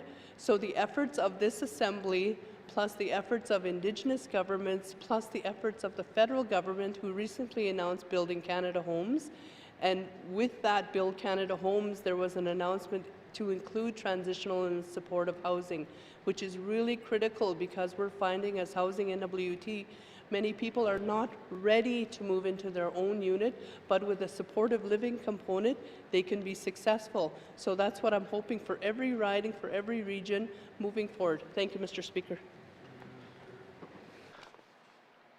Minister responsible for Housing NWT. Oral questions. Member from Nunavut Lake. Thank you, Mr. Speaker. Mr. Speaker, continuing on with my member statement on the condition of the Dempster Highway, again specifically from Wrangling River to Inuvik. I know, Mr. Speaker, that the minister is aware of this. I know I'm not the only one that's received letters and emails and texts from constituents and from businesses on this. So now that the minister has had a little break and able to take a breather, I'll ask the Minister of Infrastructure, what plan do they have going forward to ensure that this section of highway doesn't continue to deteriorate and gets resurfaced to be able to handle the seasons, spring and fall? Thank you. From Nunavut Lake, Minister of Infrastructure. Thank you, Mr. Speaker. Yeah, and this is definitely an area of concern. It's been brought up many times, obviously. This is one that's definitely been a hot radar topic area. So they've done a lot of work on it, but obviously during this time of year when it's raining as bad as it is, it shows that it's getting a little slushy and mucky. So the department has reached out to the contractor to do some work on it. Obviously, we can obviously easily say it's going to go away as soon as it freezes and the snow fills everything in. But you're right. When the spring comes around, we're going to be obviously looking at some more issues with that. So I will work with the department to see what solutions we can have to be prepared for the spring and the summer and see what our options are there. So thank you, Mr. Speaker. Member from Nunavut Lake. Thank you, Mr. Speaker. Thank you, Mr. Minister.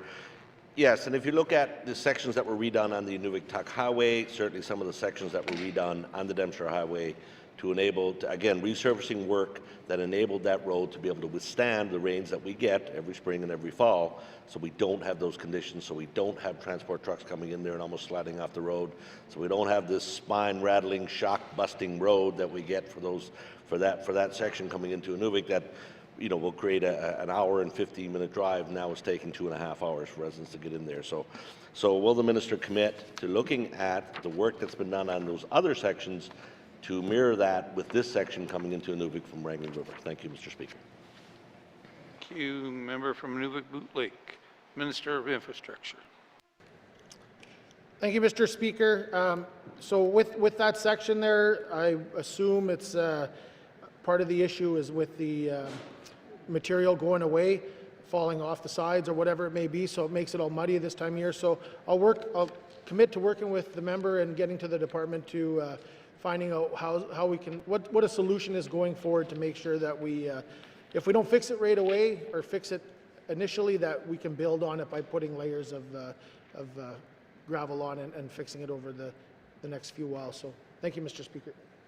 Final supplementary, member from Nunavut Lake. Mr. Speaker, and I think I almost got a commitment out of the minister on that one, Mr. Speaker. Yeah, the issue is the amount, I mean, and I've spoken to contractors, when you're putting a small amount of crushed gravel, when it's 1/4 inch crush, you're doing it at a time of year where it's not appropriate. You're doing it in September, you should be doing it in June, you should be working on this thing in June, and maybe even looking when the ferry service is out, so you have less traffic to get out and build that road up. And that's the issue. And the only thing that will solve it is to resurface that section of the road, similar to what they've done on ITH and what they've done on other highways. What I'm looking for is a commitment, and I realize this is resources, a commitment to actually, once and for all, resurface, upgrade that section of road so we don't have those issues going forward. Thank you, Mr. Speaker. Lake, Minister of Infrastructure. Thank you, Mr. Speaker. I hear the member and I agree with his concerns. Again, I will work with the member to work with the department and see what we can do to find a path forward to make sure that it's corrected and repaired properly. Thank you, Mr. Speaker. Minister of Infrastructure. Oral questions. Member from Range Lake.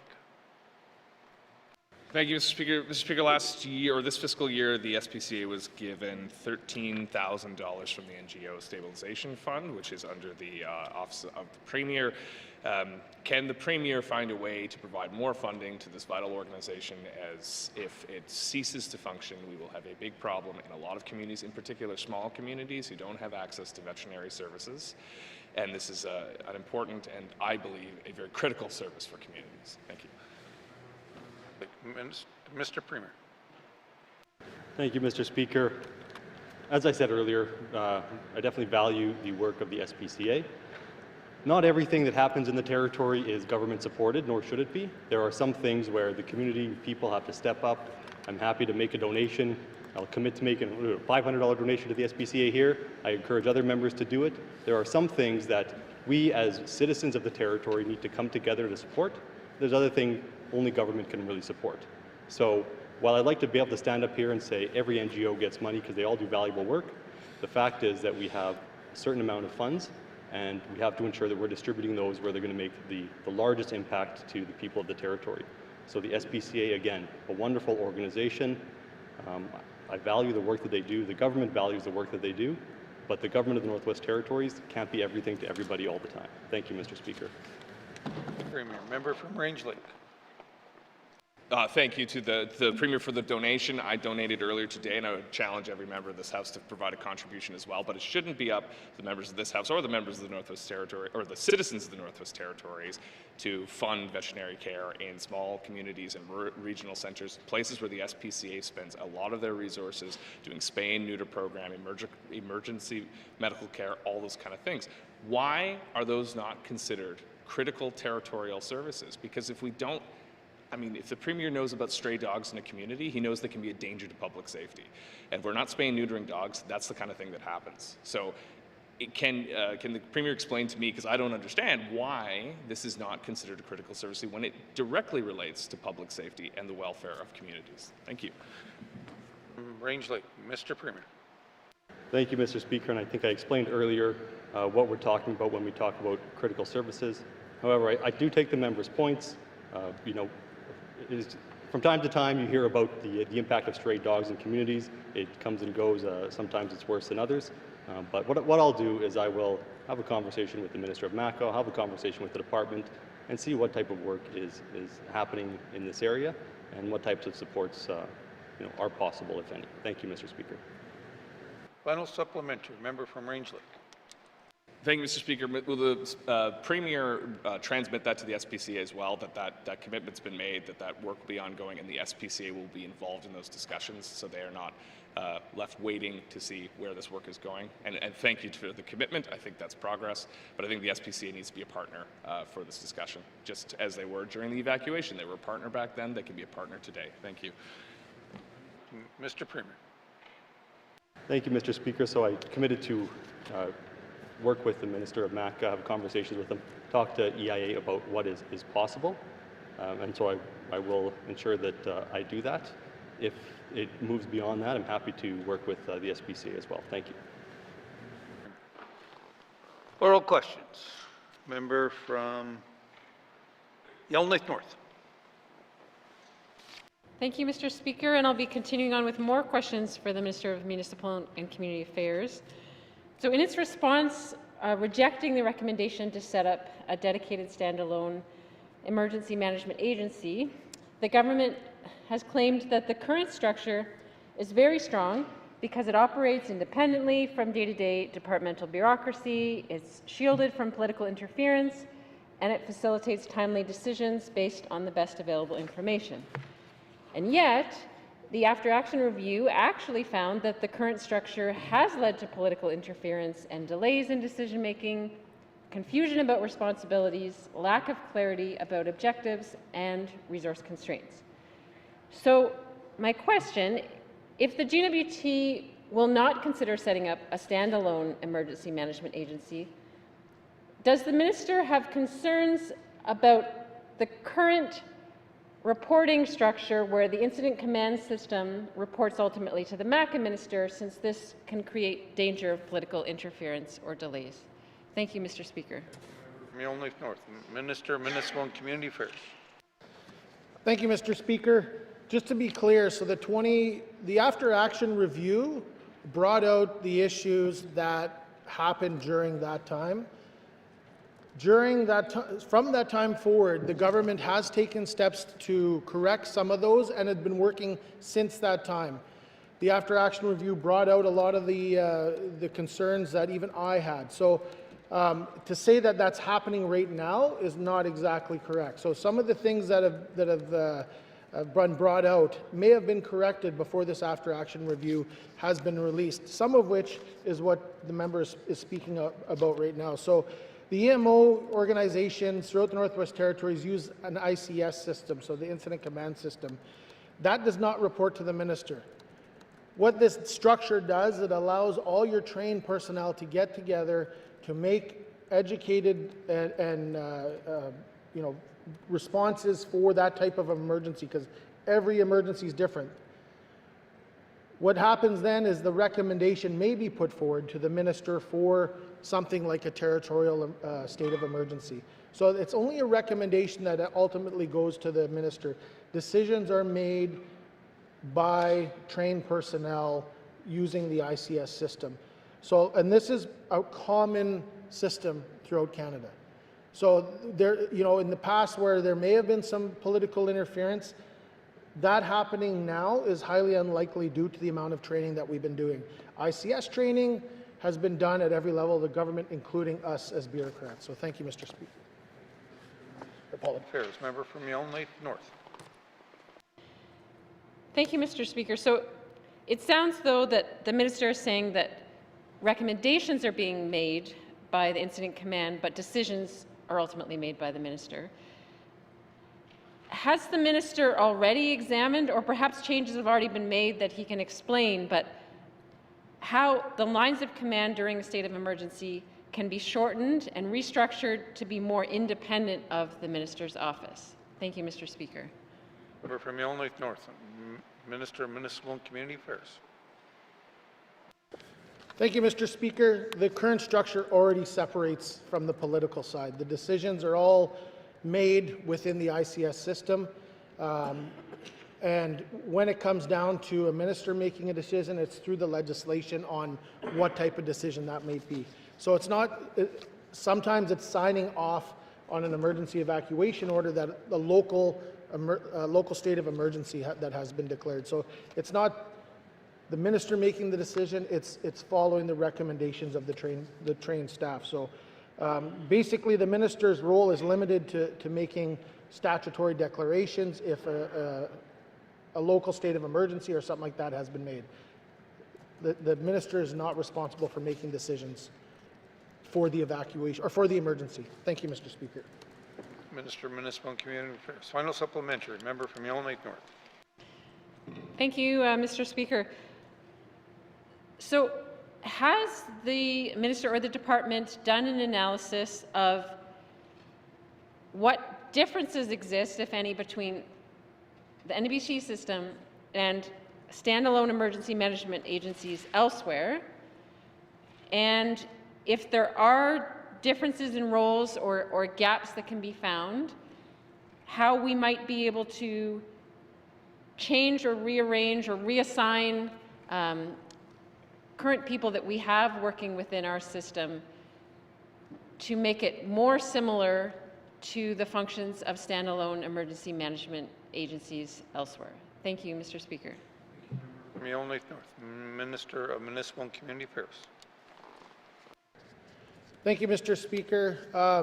I'm sure everybody's aware over this last year what every province and territory has gone through, even just this last year.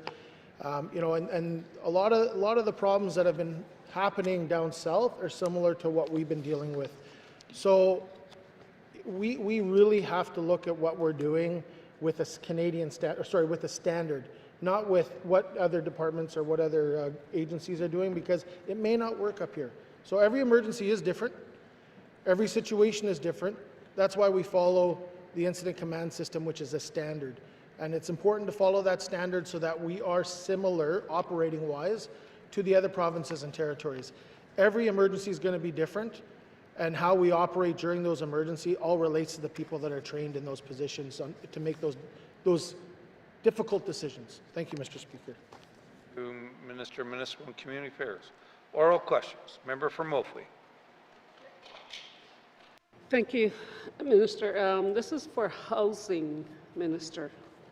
If I don't get the answer, can I redirect the same questions to Minister of Finance, or? Okay, then. This is for Minister of Housing. So due to housing crisis, can the minister commit to allocating additional 5, 10, 15, or 20 houses in Cleacher communities aside from what is already allocated in the budget? Thank you. From Mophly. Minister responsible for Housing and LBT. Thank you, Mr. Speaker. You know, one thing I love about MLA Waylon Armstrong, she don't hesitate to advocate for her region and riding at any time. So wonderful. But in terms of the allocations for this go-around, the allocations have been set, but understanding there's a great need, especially in Betchico, for further housing, and I don't hesitate at any opportunity to talk about the need and use Betchico and highlight it as we need more housing in Betchico, in Inuvik, in Hay River, in Yellowknife, in Tuktoyaktuk, like looking at the unit condition rating, the age of the units, when the M&I modernization and improvement last had been completed. Like, these are numbers and these are realities, and that's why the territorial housing needs assessment was so important, is because the federal government will require data, will require statistics, will require analysis, and using that to provide a good argument to the federal government will strengthen our case. But at this moment, those units have been allocated, but moving forward, I can't commit to more until we have more money, but understanding the need based on the waiting list. Thank you, Mr. Speaker. Council for Housing and NWT. Member for Mophie. Okay, she did say she cannot commit. So can I get back on the list so I can ask the Minister of Finance? Thank you. For Mophie. Oral questions. Member from Yellowknife Centre. Thanks, Mr. Speaker. I'm always so excited. Mr. Speaker, I have a question for the Minister of oh goodness, which minister? No longer infrastructure. I almost said transportation. Sorry, I'm old school. It used to be transportation. Mr. Speaker, I have a question for the minister, and the question really is built around a lot of people had talked about the emergencies, the evacuation that happened to my good colleague, sadly, of course, in many of these ridings, and they said, you know, when people are driving down the highway, they don't have enough information given to them.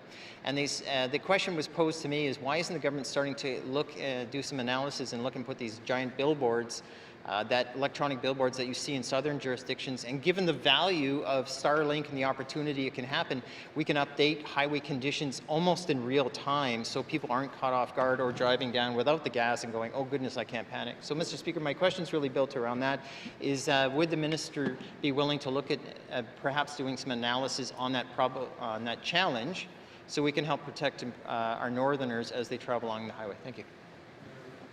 Centre. Minister of Infrastructure. Thank you, Mr. Speaker.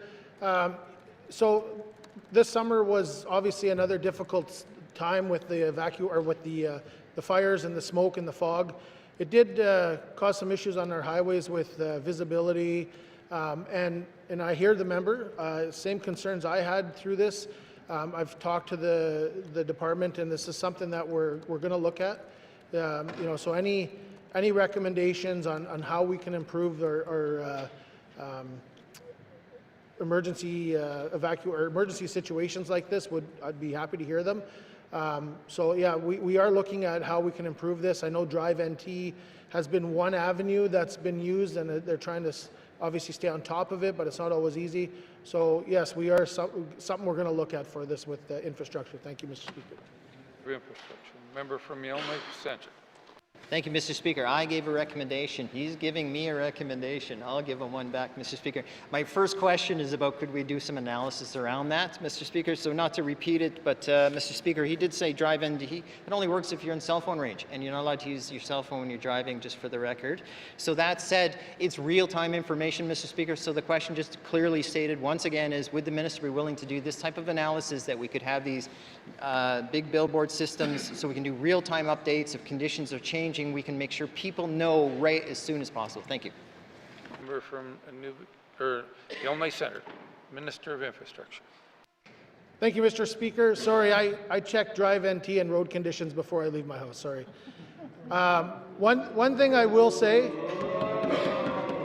One thing I will say is we do have signs up on the highway. We have them in Enterprise. We have them at the junction to Wati, and those are updated for road conditions.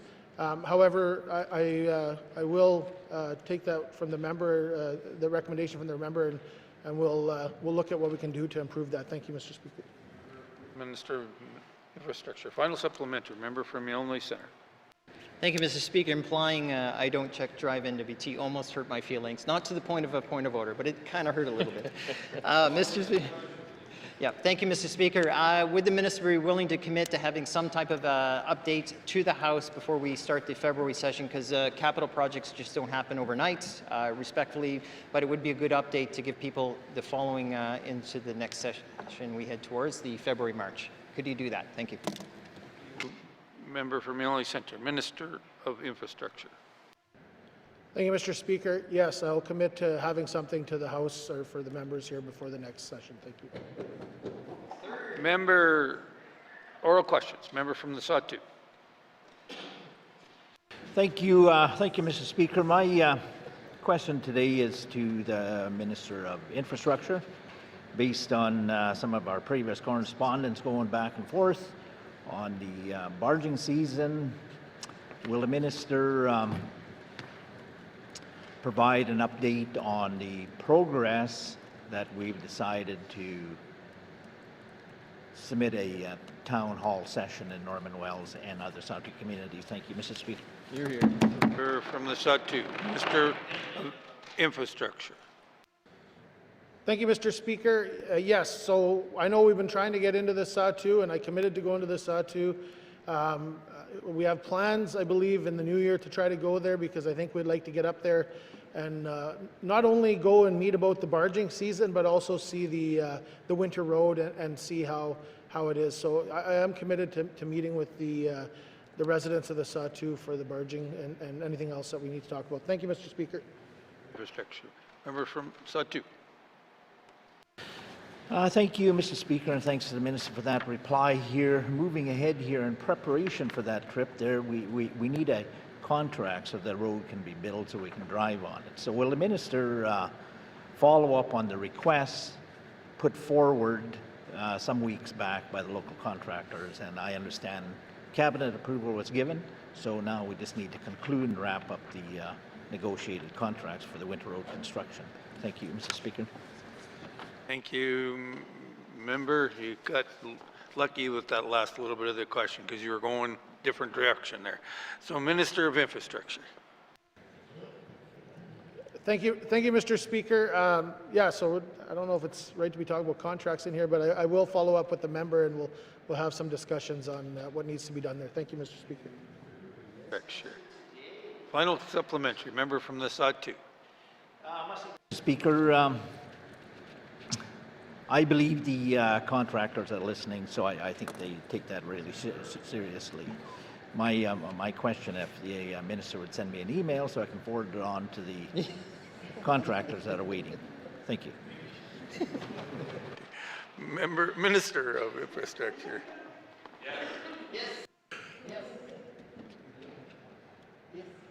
Yes. Member from Minister of Infrastructure. Oral questions. Member from Rangeley. Thank you, Mr. Speaker. Mr. Speaker, the structure of the GNWT, including the establishment policies for departments, rests with the Premier's office, as did the after-action report that was commissioned by TSI. We've been talking about the recommendation to create a dedicated emergency services agency. It could also be done by way of department. We've had conversation about this, but before rejecting that recommendation, did anyone involved with this on the government side of this report do the analysis of how we could cost effectively create a new agency from our existing structure? Thank you. Member, who you addressed that question to, sorry? To the Premier. Member from Rangeley. Mr. Premier. Thank you, Mr. Speaker. So the question is, the question as I understand it, is did the government do a cost analysis of creating a new emergency management department? And so earlier the Minister of MACA stated that the decision was made based on the capabilities that are currently in-house.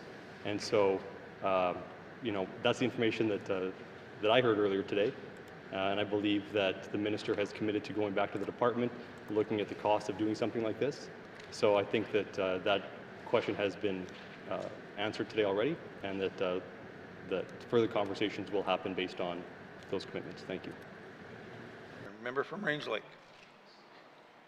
Thank you, Mr. Speaker. Mr. Speaker, the reason I asked whether or not different options than just a full agency were done is because we've done this before. We have a Department of Infrastructure that's Transportation and Public Works. We have a Department of Finance that's Finance and HR. We've amalgamated department to find cost savings. So what if we take justice and public safety? I don't want to ask a hypothetical, but were alternative options explored in how we could amalgamate existing resources to provide a dedicated department or agency, whatever you want to call it, but to meet that recommendation? That's the question. Thank you, Mr. Speaker. From Rangelick, Mr. Premier. Thank you, Mr. Speaker. So I am not a big fan of amalgamating and separating departments. I've seen it happen during my time in cabinet, and it takes a lot of energy, it takes a lot of resources, and it takes years for things to begin working smoothly. We have a system right now where there's a dedicated team of people who work on emergency management. There's training for government employees who can become part of that team when it is necessary. And so the decision was made, as I understand it, based on those factors. Thank you, Mr. Speaker. Final supplementary, member from Rangelick. Thank you, Mr. Speaker. And I mean, I'm going to respectfully disagree with the Premier. I mean, the findings were the existing system proved ineffective during a large-scale disaster, and that the system's not agile enough to deal with these things. And we have to take it on face value that the actions taken from then to now have actually resulted in all these improvements, and we don't need anything else.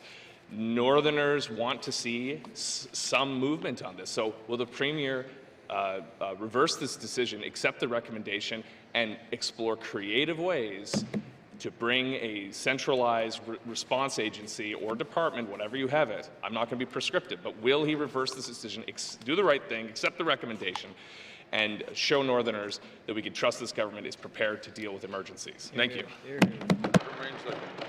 Mr. Premier. Thank you, Mr. Speaker. There were 35 recommendations in that report. 35. If you look at 34 of them, they say agree. There was one where the department looked at internally the capacity and made the determination that this is what is appropriate for our northern context. I mean, we could farm out all decisions to contractors and to third parties and academics and experts from other places, but at some point we have to govern and make decisions based on the learned experiences that we have as government. Thank you, Mr. Speaker. Mr. Premier. Members, our time is up. Before we go, I'm turning to Mr. Clerk. Thank you, Mr. Speaker. Pursuant to Rule 7.27, I have received follow-up information for the following oral questions from the first session of the 20th Legislative Assembly. Oral question 439, 441, 502, 503, 574, 582, 628, 656, 693, 694, 706, 712, 733, 742, 746, 747, 749, 752, 757, 758, and oral question 764. These follow-ups will be delivered to members and printed in full in today's Hansard. Thank you, Mr. Speaker. Thank you, Mr. Clerk. Colleagues, we should take a little bit of a break to give our interpreters a break, and we'll have resume shortly. Thank you.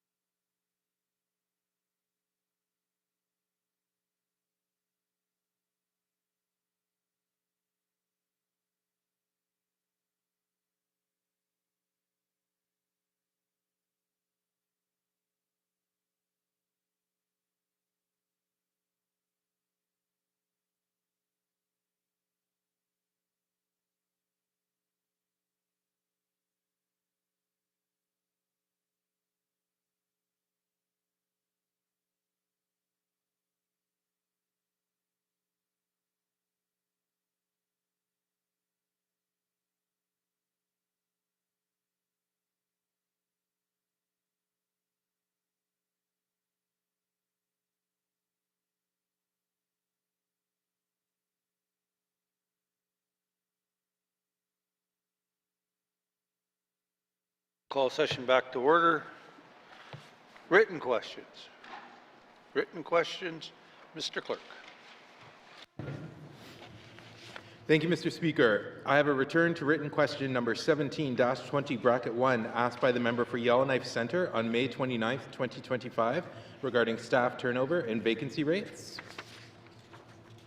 Mr. Speaker, I have a return to written question number 18-20 bracket 1 asked by the member for Yellowknife Centre on May 29th, 2025 regarding surgical wait times and backlogs.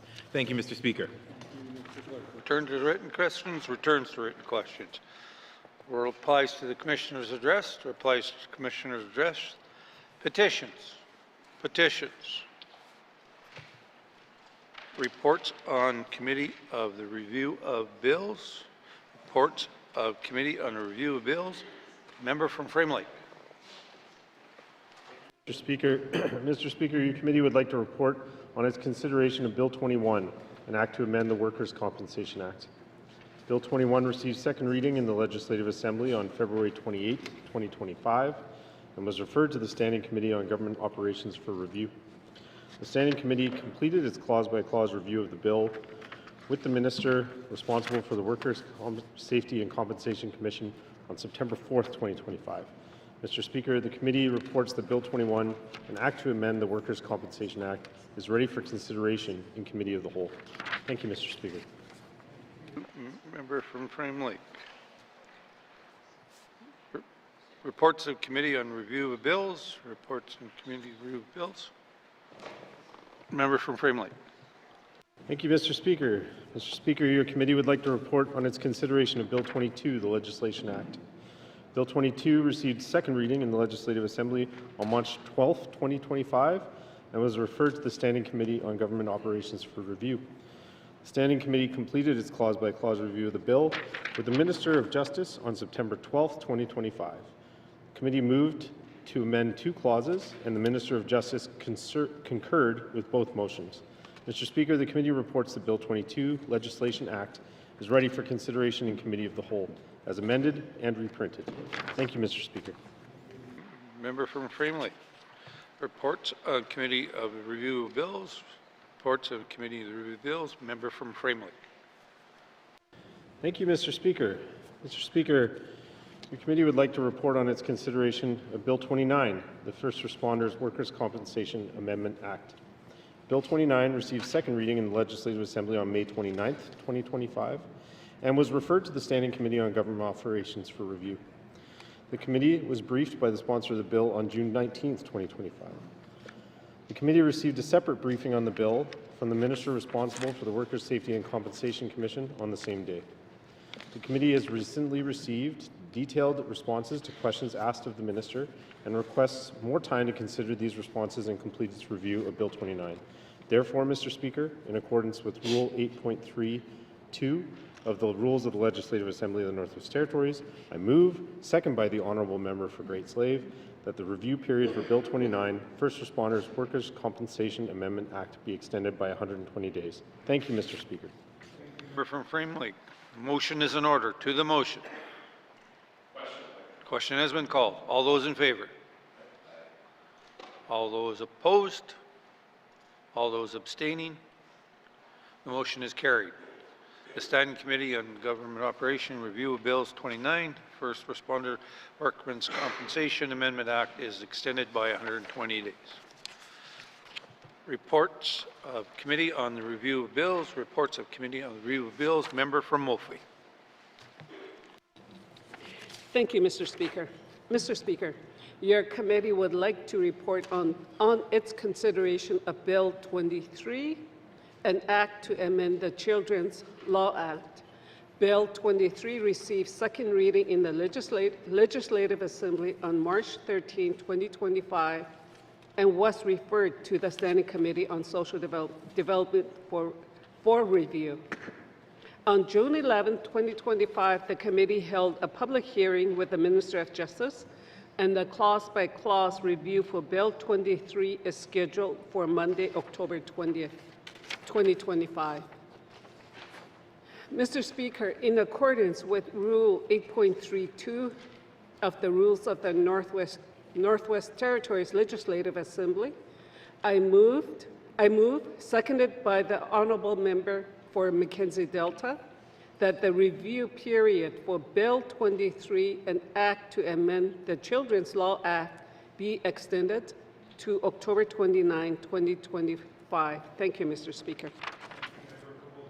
Motion is in order. To the motion. Question has been called. All those in favor? All those opposed? All those abstention? Motion is carried. The Standing Committee on Social Development review of Bill 23, an act to amend the Children's Law Act, is extended to October 29, 2025.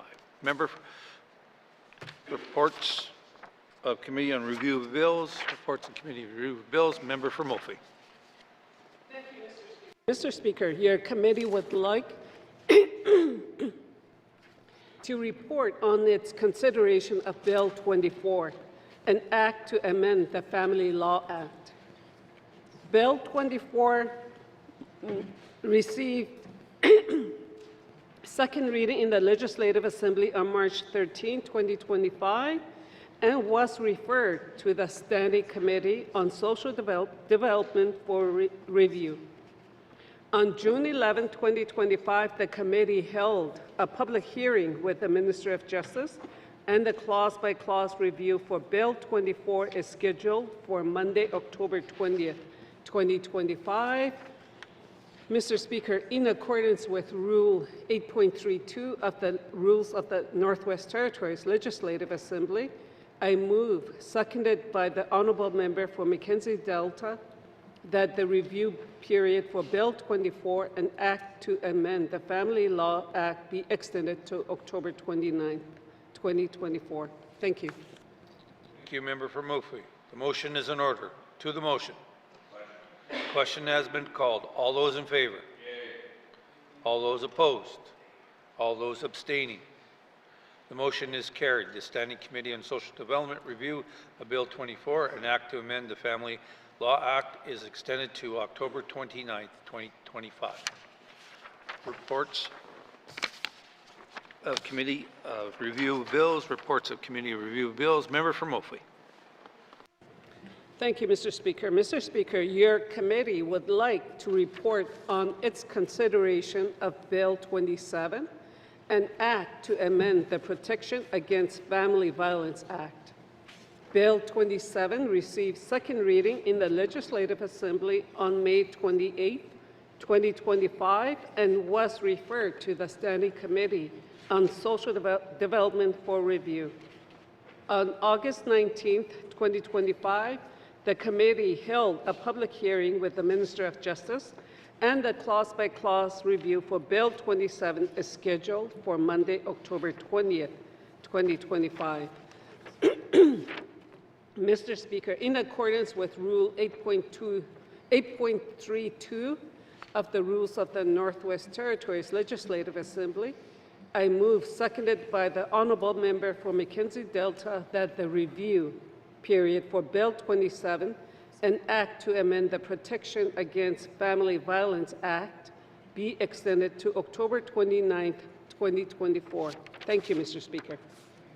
For Mophie, the motion is in order. To the motion. Question has been called. All those in favor? All those opposed? All those abstaining? The motion is carried. The Standing Committee on Social Development review of Bill 27, an act to amend the Protection Against Family Violence Act, is extended to October 29, 2025.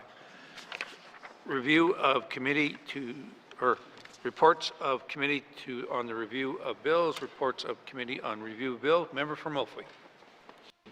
Thank you, Mr. Speaker. Mr. Speaker, your committee would like to report on its consideration of Bill 28, an act to amend the Student Financial Assistance Act number 2.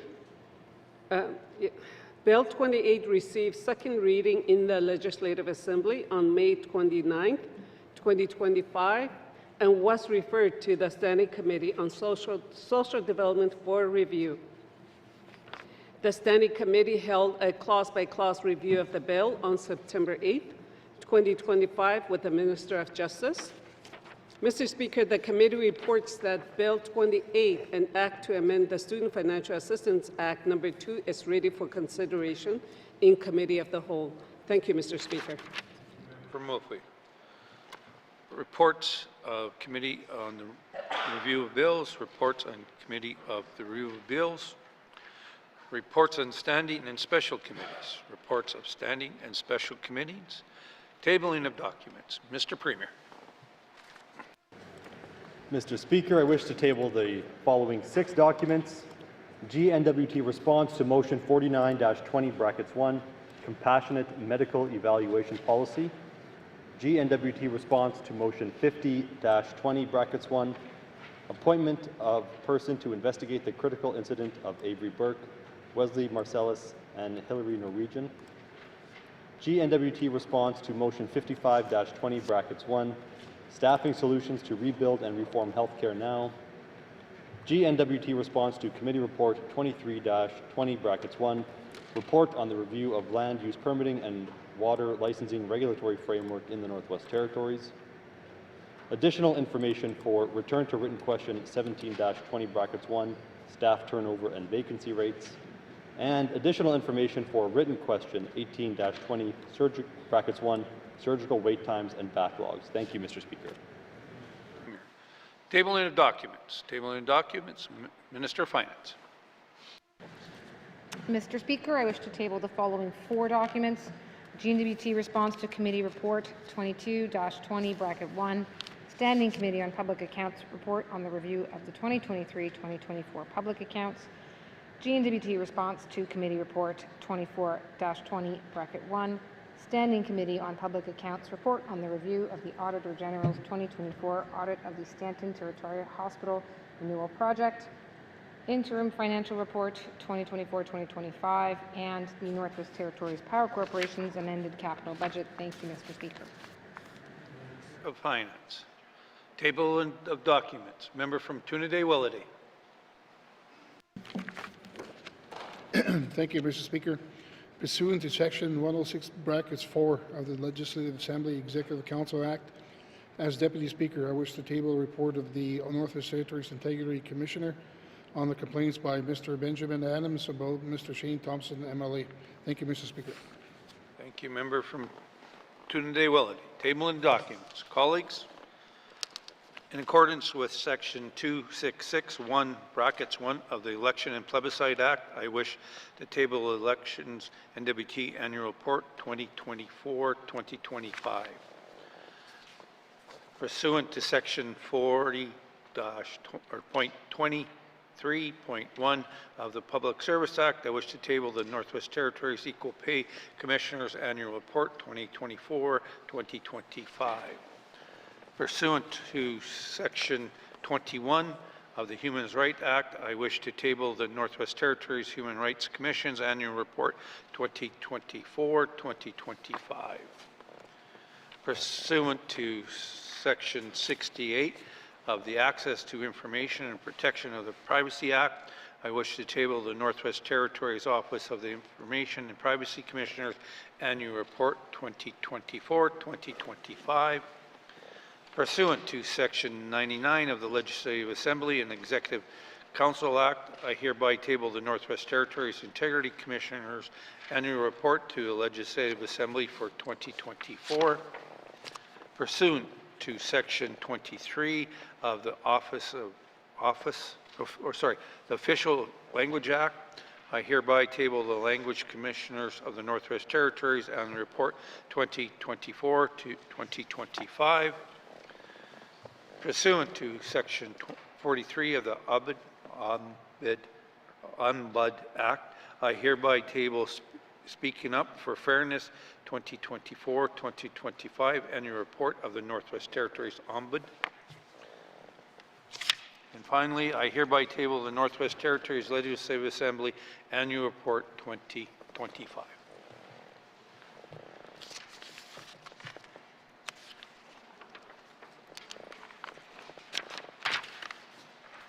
Tabling of documents, tabling of documents. Notice of motions, notice of motions. Notice of motions for first reading of bills, notice of Motions for first reading of bills. Minister of Finance. Mr. Speaker, I give notice that on Monday, October 20th, 2025, I will present Bill 32, an act to amend the Public Service Act, number 2, to be read for the first time. Thank you, Mr. Speaker. Thank you, Minister of Finance. Notice of motions for first reading of bills. Notice of motions for first reading of bills. First reading of bills. First reading of bills. Second reading of bills. Second reading of bills. Consideration in committee of the whole of bills and other matters. Consideration in committee of the bills of the whole of bills and other matters. Reports of the committee of the whole. Reports of the committee of the whole. Third reading of bills. Third reading of bills. Orders of the day. Mr. Clerk. Thank you, Mr. Speaker. Orders of the day for Friday, October 17th, 10 a.m. Prayer or reflection, minister statements, member statements, returns to oral questions, recognition of visitors in the gallery, acknowledgements, oral questions, written questions, returns to written questions, replies to the Commissioner's address, petitions, reports of committees on the review of bills, reports of standing and special committees, tabling of documents, notices of motion, motions, motion 61-20(1), notice of motion for first reading of bills, first reading of bills, second reading of bills, consideration in committee of the whole of bills and other matters, report of committee of the whole, third reading of bills, orders of the day. Thank you, Mr. Speaker. Thank you, Mr. Clerk. This House stands adjourned until Friday, October 17th, 2025 at 10 a.m.